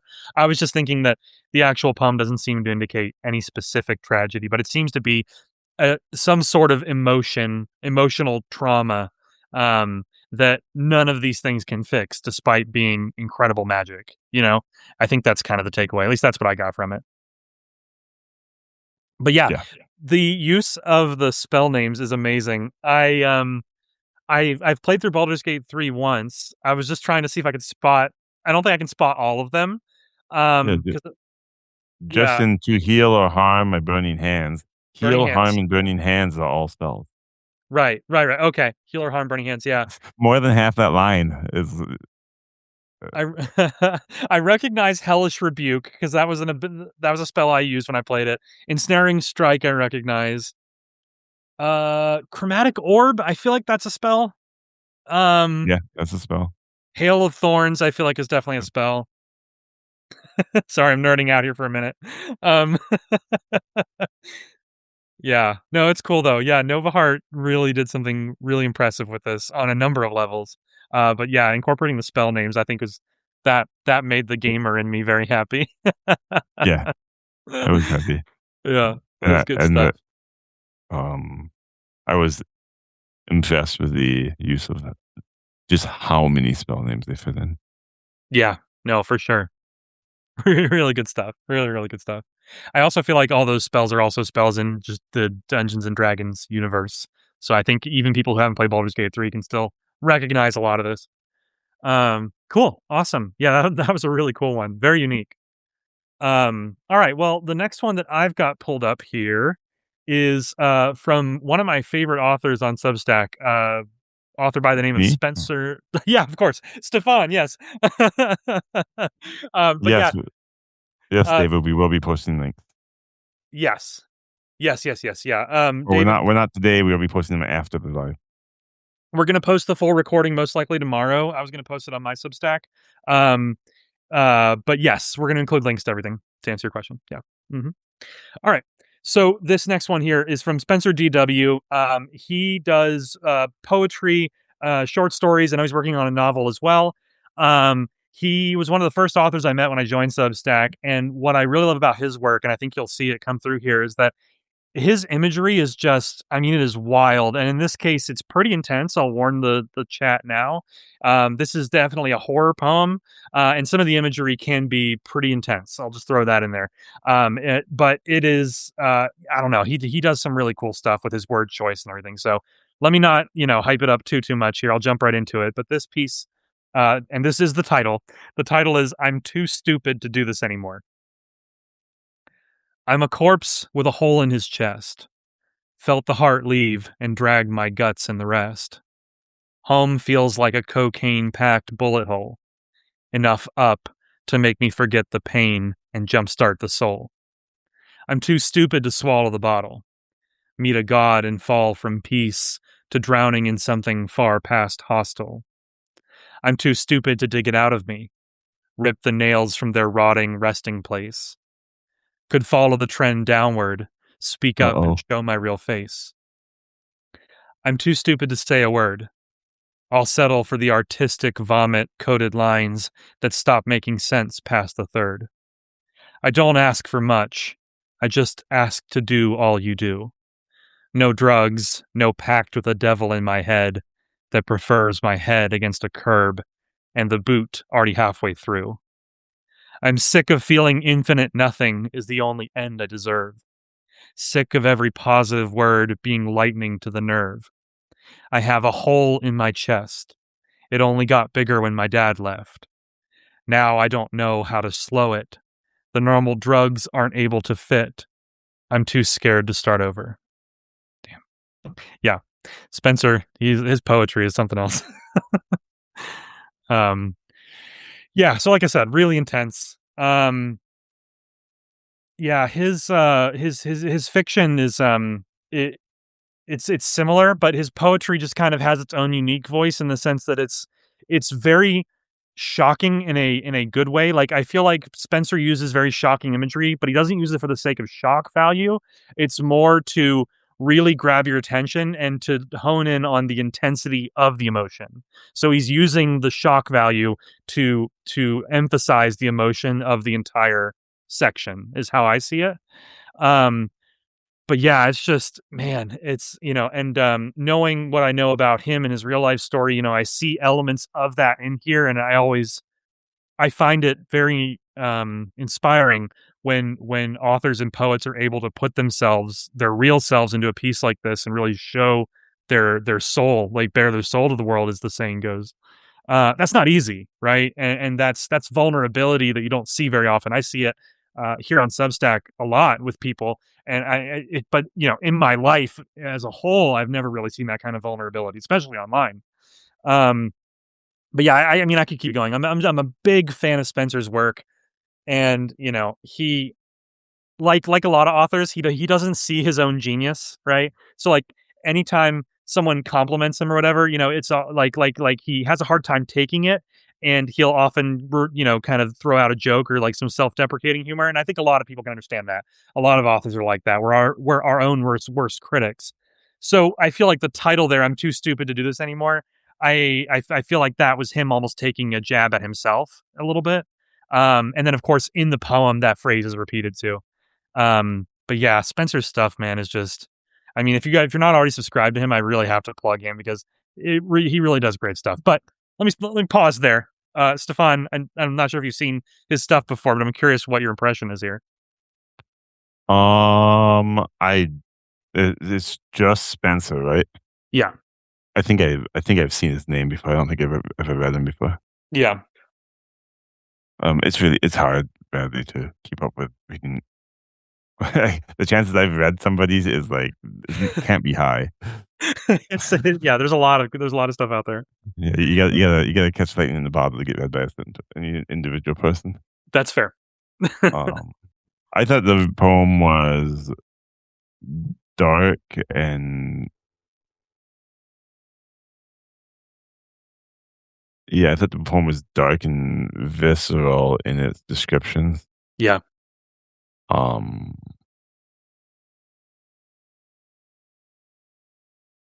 the vomit covered lines was an interesting line to me. Hmm. Yeah, the full line reads, "I'll settle for the," and this is in quotes, "artistic vomit-coated lines that stop making sense past the third." Yeah. Yeah, is that just like uh, it feels like somebody ranting or something, right? Like in a negative Yeah, way.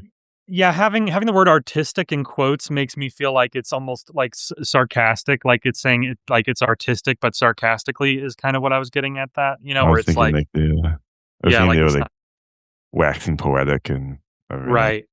Yeah, exactly. I think that's what that was implying. Yeah. Um, I assume the narrator was doing that. I Mhm. feel like this is all the narrator. Yes, I feel absolutely, yeah. the narrator is very angry at something. Mhm. Mhm. Yeah. Um, Yeah. Angry at the world, angry at themselves, especially towards the end, it feels like, the last line, "I'm too scared to start over," but they also are clearly not happy with where they are and how they're feeling right now. It's that clash. yeah, it gave me self-harm high vibes. Yeah, definitely. Yeah, yeah, yeah. Yeah, it's heavy stuff. It's heavy stuff, but a very well composed poem, which is, yeah, like I said, Spencer does great work in that regard. Cool. All right. Do you have, another one lined up? I am out of the poems on my list. Okay, no worries. Here, let me, because we still have about another 20 minutes on the clock, it looks like. Um, Let me send you a link to this next one that I have in my list. I'm just gonna DM it to you. Sure. I'll keep an eye on the clock too, so that we can end with, our pieces like we discussed. Oh, that's wrong.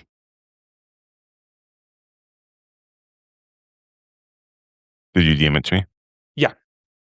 Excellent. I love Substack so much. Okay. Just nothing on Substack, updates in real time. It's true. Well, I already have thoughts. I already have thoughts. Uh, okay. So this is by Marianne Brady, who is titled "The Guardian's Heart."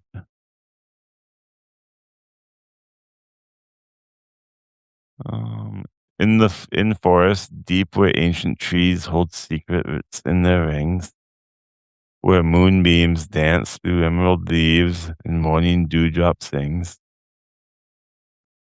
There stands a guardian, tall and proud, with fur of earthen brown, a keeper of the hidden door that leads to magic's crown. For Sasquatch knows what mortals not, that rifts between worlds gleam, like silver tears in forest air, where reality meets dream. With gentle hands and watchful eyes, he tends to he tends each glowing seam, protecting portals gossamer from those who break the scheme. But portals dance through more than woods, they shimmer neath the waves, where coral cities spiral up from oceanic wet caves. And there, one day, while checking doors that led to Fairy's Hall, he glimpsed a sight that stopped his heart and made his great knees fall. A mermaid sat upon a rock, her tail of azure bright, her hair like spun sea foam cascades caught silver in the light. She sang to seals and dancing fish, her voice like crystal bells, and Bigfoot felt his ancient heart respond to magic spells. Who watches from the forest edge? She called across the foam. Come closer, gentle giant one. This shore could be your home. But how could earth meet water's call? How stone embrace the sea? Two guardians from different realms. How could such love be free? Yet love laughs at impossibility, makes bridges from thin air, and so began the courtship sweet with wonder everywhere. He'd bring her forest flowers bright that bloomed with fairy light. She'd sing him songs of ocean depths beneath the starry night. They'd meet where river kissed the shore, where worlds could intertwine, where magic pooled in tidal pools like elderberry wine. And slowly, as the seasons turned, their love worked an ancient art. The guardian learned to swim with grace. She grew a beating heart. For magic bends, love is true, who tend to the world with care. Those who guard the sacred doors find miracles to share. Now Bigfoot walks through water deep as easily as land, while Mermaid's tail transforms to legs when she would take his hand. Together now they guard the doors that lead between sea and wood. Two hearts as one, two guardians merge for magic's greater good. They, and children playing by the shore sometimes glimpse shadows dance. The watchers of the in-between world caught in love's sweet trance. So when you see the ripples change and hear the forest call, remember love protects the doors that separate us all. For Bigfoot and his mermaid bride keep watch both night and day, ensuring wonder never dies and magic finds a way. Hmm. I believe, um, that Bigfoot and the mermaid are in love. Mhm. Yeah. Yep. um, oh geez. I think this is our second muted poem. Yes, I believe you're right. Yeah. which is always cool to see. And I find it interesting. I find the mechanically, because this is written and a Pasek heptameter. Mhm. Um, so it goes unstressed. Was it? It's unstressed, unstressed, stressed, and then heptameter just tells you how many. So, um, but I find it because I believe she breaks it Mm. at one point, which is let's see if I can find that. And I have a soapbox. I don't know how often you have soapboxes, but I have a soapbox, yeah, if I can find it. She breaks it once, and I love when people do this. This is Mhm. really cool. Yeah. When you don't have to be a slave to your meter because when you break it, you get a psychological effect on your reader. Mm. That makes sense. Yeah, yeah, And she breaks it with a really weird word. I want to find it. I don't know where it is.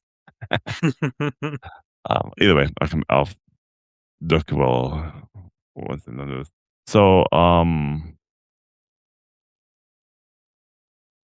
I like the rhyme scheme is it AABB?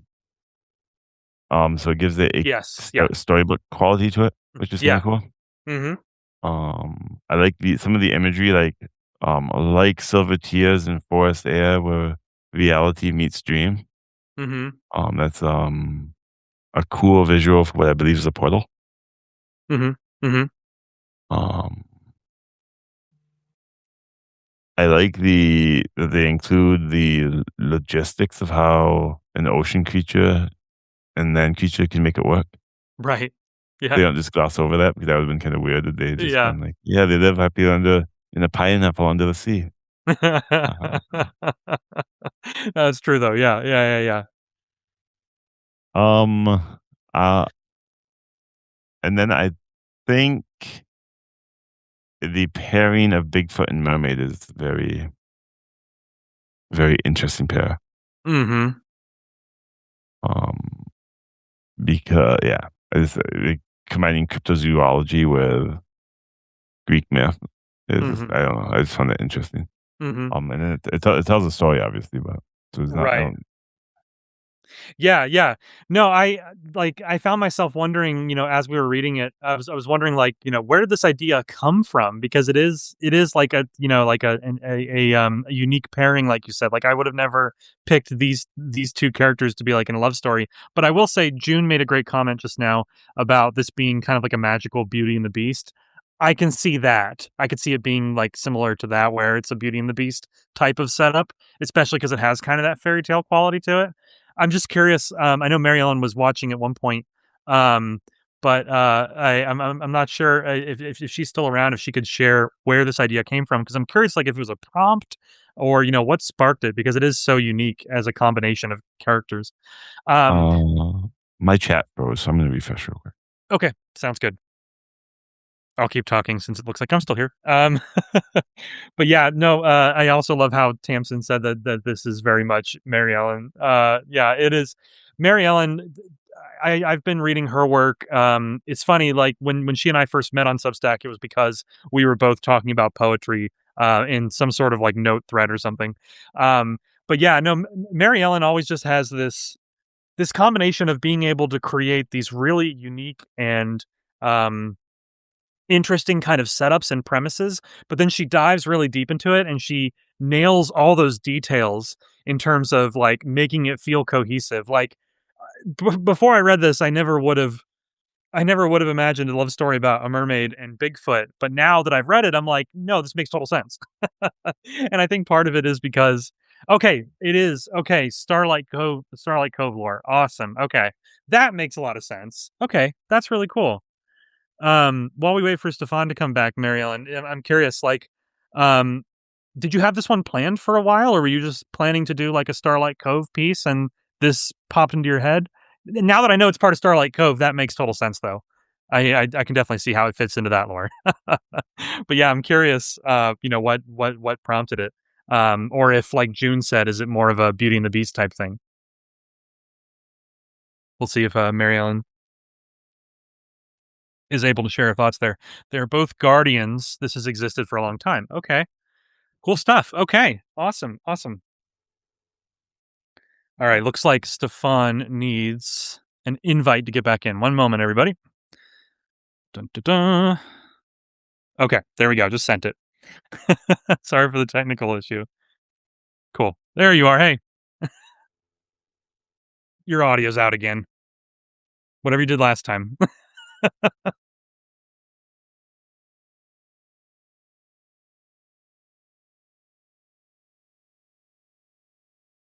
Also, you're still no audio, Stefan.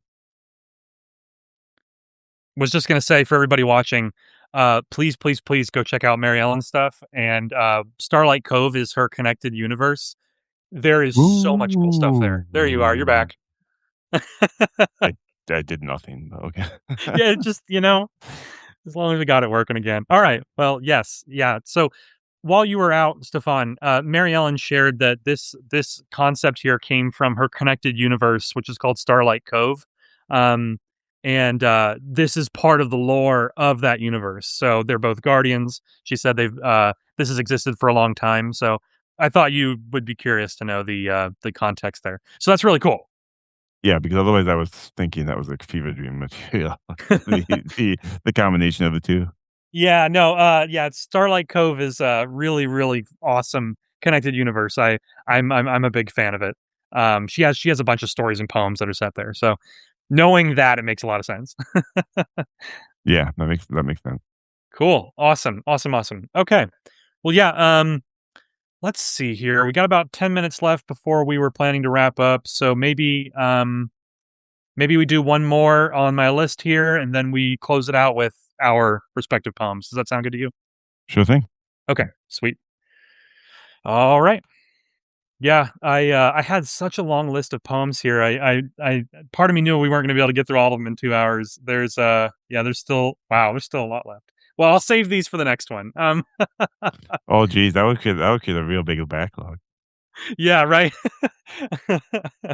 Well, in any case, let's do one more before we wrap up with a couple of hours.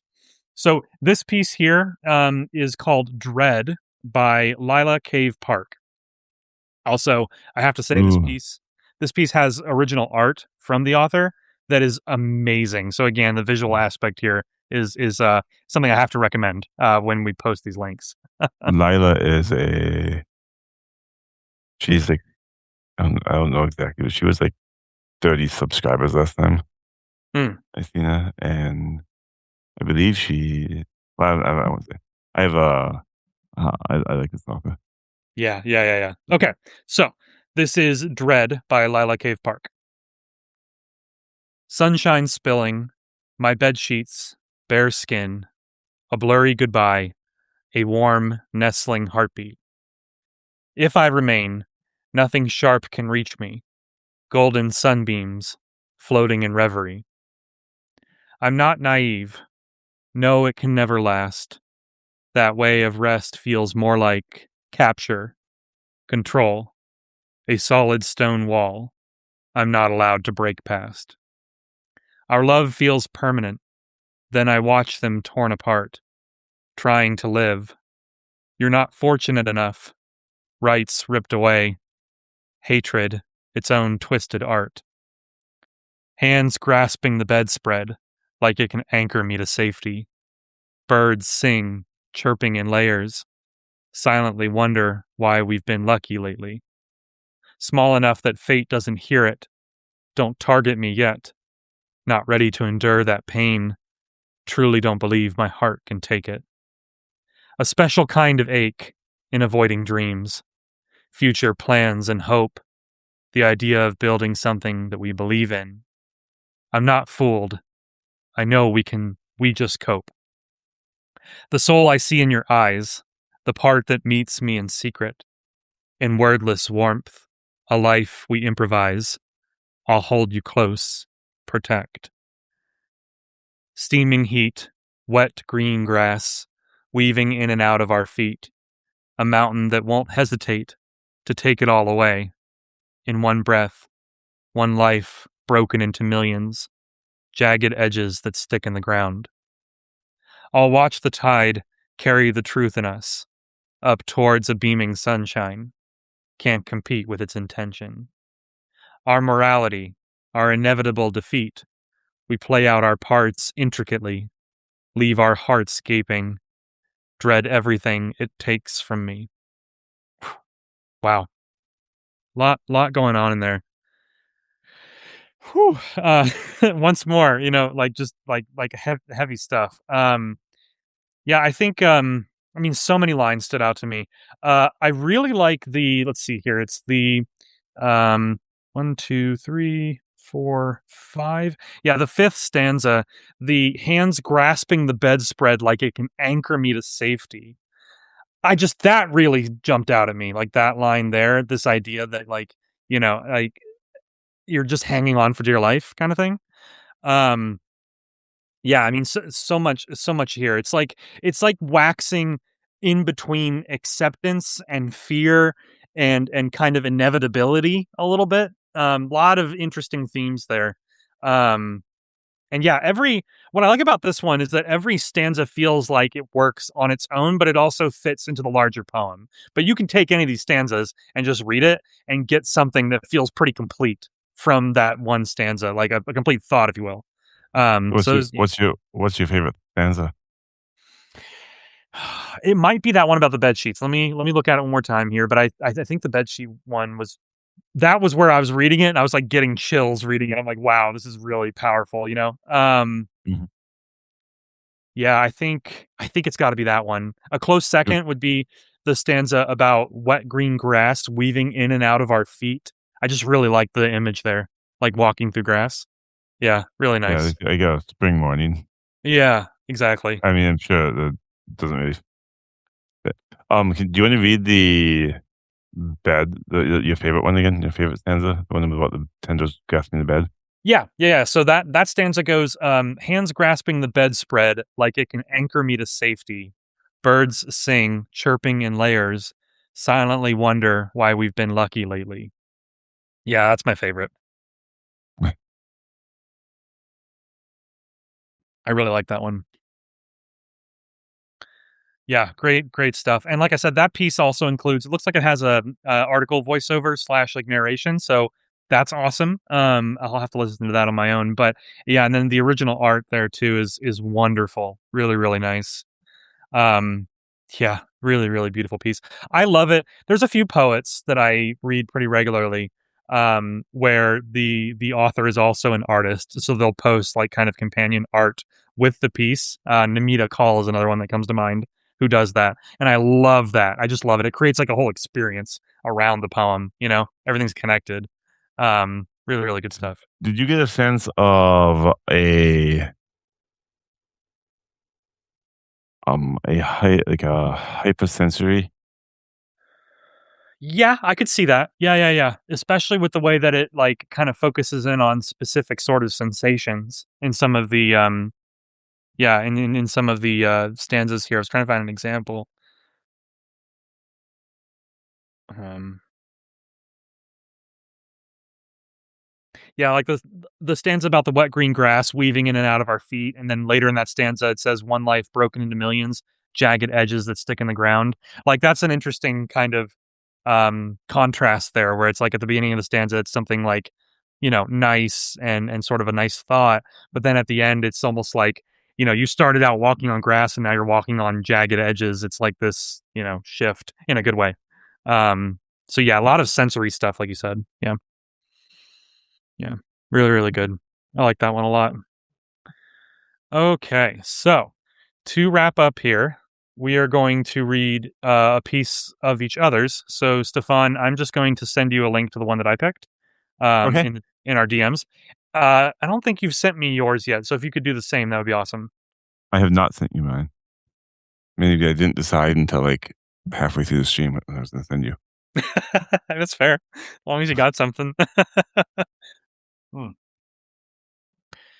Yeah, Tamsin brings up a good point here too about that last poem. She says it reminds me of anxiety mixed with grounding off and on. I definitely see that. Yeah, absolutely. I had Um, yeah. I had neurodivergent, uh, undertones to me because of the hypersensory, like the attention to detail in the senses. It felt Yeah. like almost a sensory overload. Yeah. Yep, yep, yep. I definitely picked up on the anxiety themes too with the stanza that I said was my favorite about the, like, gripping the bed sheets. I thought that was a powerful image. Okay. I've got yours pulled up. Thank you. Ooh, look at Bradley having a voiceover on his. Nice. I try to narrate as much of my stuff as I can since I have my podcast and everything. I'm talking into a mic all the time. I might as well narrate some stuff while I'm at it. That is absolutely worth doing. Okay, this one is called "Titled Simpler Times" by some muck named Bradley Ramsey. I don't know why we let his crap onto this stream. I don't know why you let me on here either. Uh, okay. I yearn for simpler time. Oh, and there's a picture of a GameCube controller and no, a Nintendo 64 controller and Nintendo 64 games. Yep. For the art here, which is gonna set a tone, I feel. Mhm. I yearn for simpler times when everything was smaller, possibilities were endless, my parents were taller. I miss the feeling of wonder before I knew how bad it could be, the comfort of innocence like a warm, sweet cup of tea. I miss when I could catch my favorite song on the radio, like I'd won the lottery. If you know, you know. I miss that feeling when we'd play outside, finding a stick in the yard that makes my eyes go wide. Kicking off an adventure with me and my new staff, a wizard and his fellowship, with others to fight on my behalf. I miss that feeling after saving my allowance for a new game. Remember Toys R Us? In that place, I had no shame. When I miss when school projects was somehow the scariest thought. Standing in front of the class, my twisting in a knot. I miss the sound of dial-up back when the internet was young. Now it's like a hornet's nest, just trying not to get stung. I miss the time before I knew when heartbreak felt like, what heartbreak felt like. Before I became friends with grief, back when it was just me and my bike. We're not born with the capacity to hate. That's something we are taught. We all start this life the same before our souls are sold and bought. So why can't we get back to that? Or did everything go wrong? Can we turn back the clock? Or are we not that strong? It's not like the world was perfect, but that's how I saw it with my eyes, unclouded by all the noise, not knowing how hope dies. I'm just so tired, energy is fleeting, time is limited, rest feeling like cheating. I think that's why I'm a writer, to bring myself back to then, carving out a space in my mind using just paper and pen. These days, I feel less alone, surrounded by all of you, like simpler times have found me, and there's nothing we can't do. Mhm. Mhm. Good stuff. Um, I like it. I really like the I really like the picture, by the way. Thank you. Yeah. I mean, the Nintendo 64 has a special place in my heart. I was like, Same here. Same here. Yep. Yep, that yep, was a yep. very old one. I first played it. Um, this is you show your age here. Oh, yeah. 100%. Yeah, Yeah. yeah. You show that you show your older millennial age. Yeah. Yes, yes. That is absolutely fair. Yes. You answered your own question at the end, Yeah. which not a lot of people do, Mhm. which I thought was pretty cool. Mm. Um, the line about catching your favorite song on the radio is something that people under the age of about 30 won't ever understand Right. It's true. because no one listens to the radio anymore, I feel. It's true. Uh, It's true. uh, I think there's a line, I believe, about the world wasn't perfect, but I seen it as so or something. Yeah, yeah. It's like What I was going for there was like the sort of like rose colored lenses, the way that nostalgia works. You look back on a time like that, and you remember it as if it was perfect, but you know that the world has never been perfect, right? But that's how you remember it, right? And that's just the nature of nostalgia. Is kind of what I was going for there. Was is that nostalgia or childhood innocence? I mean, at the time, I think it's childhood innocence, but when you're older looking back on it, I think it's nostalgia making you remember it through that lens of the childhood innocence, right? So it's like you're putting yourself back in that time period through like nostalgia, if you will, is kind of what I was thinking when I wrote that. In general, this was I nostalgia is one of those things that I just personally it's an emotion and a feeling that I really like and I really enjoy, but I also know that it's clouded in the sense that, you remember the best version of something when you're nostalgic for it, right? Yes. And yeah, and so that's kind of what I was hoping to capture here. But yeah, yeah. I appreciate the comment too. The Art of Being says hearing your song on the radio being like winning the lottery is great. Yeah, because it really did feel like, like it didn't happen often, and when it did, it was very exciting. So, yeah. Yeah. Good. Now you hear your song whenever you want, and you just Right, swipe right, and it goes away, so you can right. hear your next song I after 30 remember seconds. specifically, I remember, I think I was in high school. At the time, I was the biggest fan. I mean, I'm still a big fan of this band, but it was Breaking Benjamin's album had come out. I think the track was like "So Cold" or something like that. And I just loved that song. But back then, there was no way to just hear that song whenever you wanted, right? So I remember I was like on like a road trip with some friends, and that song came on the radio, and I just remember the sheer excitement when it came on. So Yeah, you only got your song, like, once a day on the radio, yeah, and if you missed it, you missed it. right. Yeah, no, it's good stuff. It's good stuff. Thank you for reading it. You did a really good job there. I appreciate it. All right. Well, we're gonna wrap up here with one more poem. As is tradition here, with our stream. Stefan just finished reading one of mine, so now I'm gonna read one of his. Oh, boy. Um, so this is A Feather on the Floor, and it's a Sherlock Holmes ballad part one, which is interesting. Um, Now I see there's audio here. Okay. So you actually sang this in your audio. Is that right, Stefan? I did, I sang that as a ballad in Wow, the that's audio. cool. Okay. Yeah, no, that's cool. I'm gonna have to listen to it afterward. That's fantastic. Okay. I'll go ahead and start reading here. So this is A Feather on the Floor. The fog hung thick upon the Thames, a shroud of charcoal gray. The fog hung thick upon the Thames, a shroud of charcoal gray.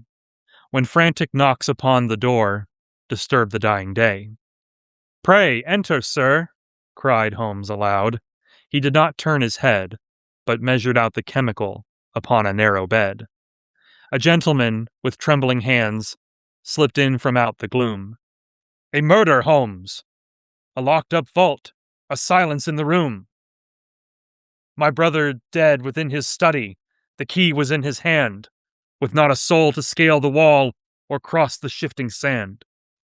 Holmes rose at once, his pipe aglow, his eyes a piercing bright. "The problem, Watson, seems to be a matter of the light. A tiny scratch upon the brass, a feather on the floor. The killer never needed keys to step inside the door." He donned his hat, he grabbed his coat.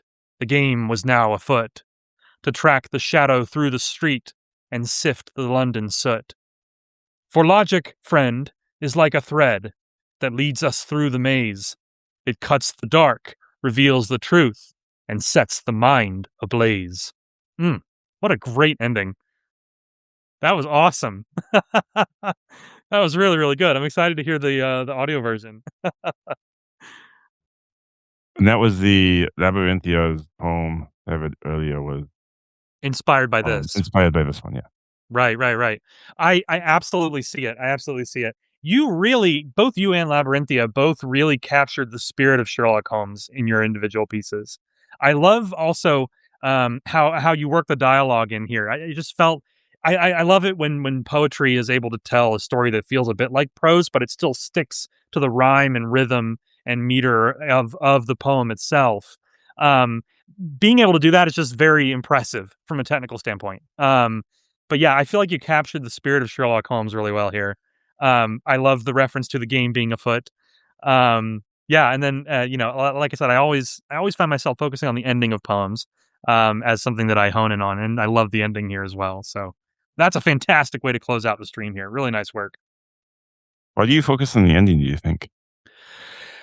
I feel like because poetry, for me, especially poetry, is like a lot of the experience is what I take away from it. And for me, the thing that I remember most is the ending, right? Like that's the thing that's gonna sit with me the longest.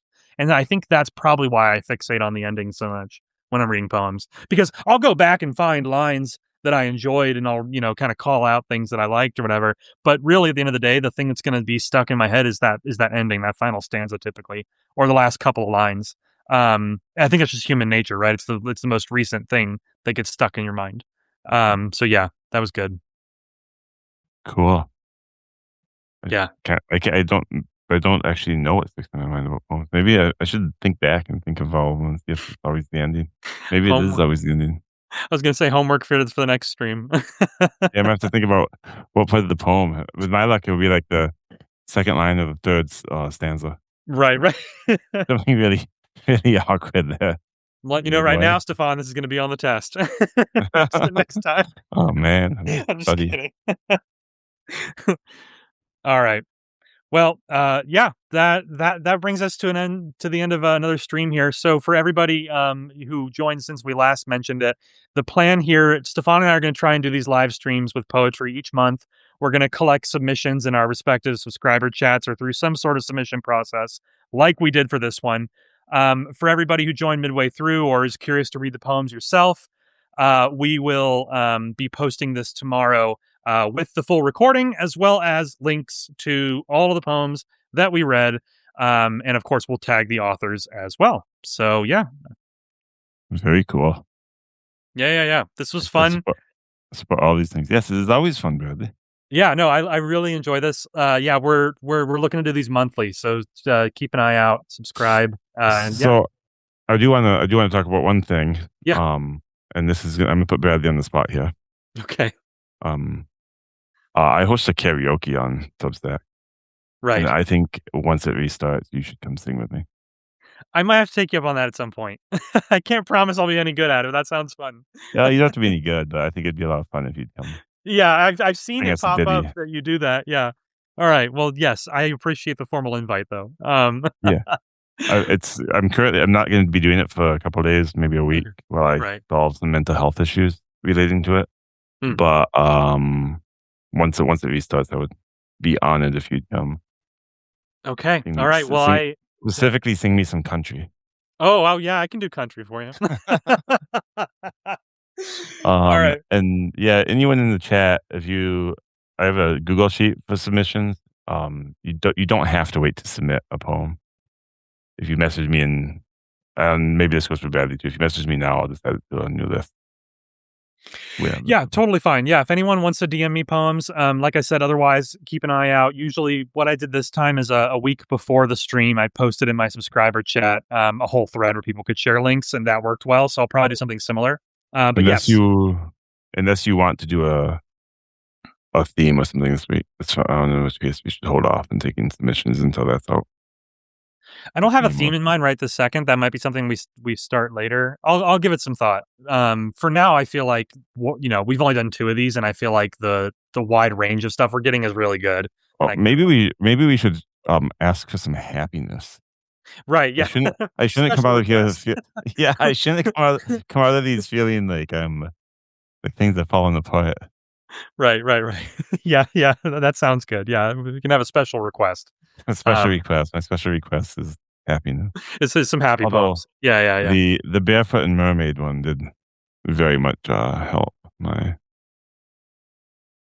after all the darkness that we had. For sure. That one was a bit more. Yeah, Yeah, that one was nice.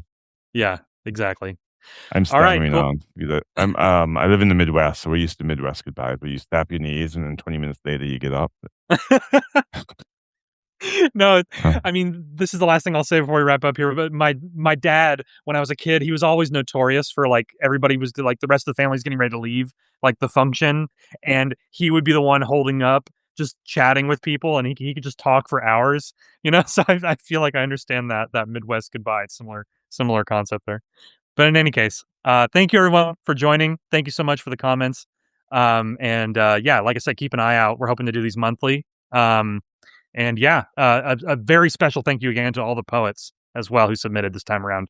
That was absolutely amazing. Some truly incredible work on display tonight. Yeah, I felt like there was a high floor to the work today. Mm-hmm. Mm-hmm. I Abs- didn't feel I didn't feel like there was any that I was like, not that I would expect to, but I didn't feel like there was any that I was disappointed to listen to or read. mm-hmm. Mm-hmm. Yeah, good stuff. All right, my friends. Well, thank you, Thank you, Stefan. Thank Bradley. you, everybody. Yeah. Have a great night. Good night, everyone.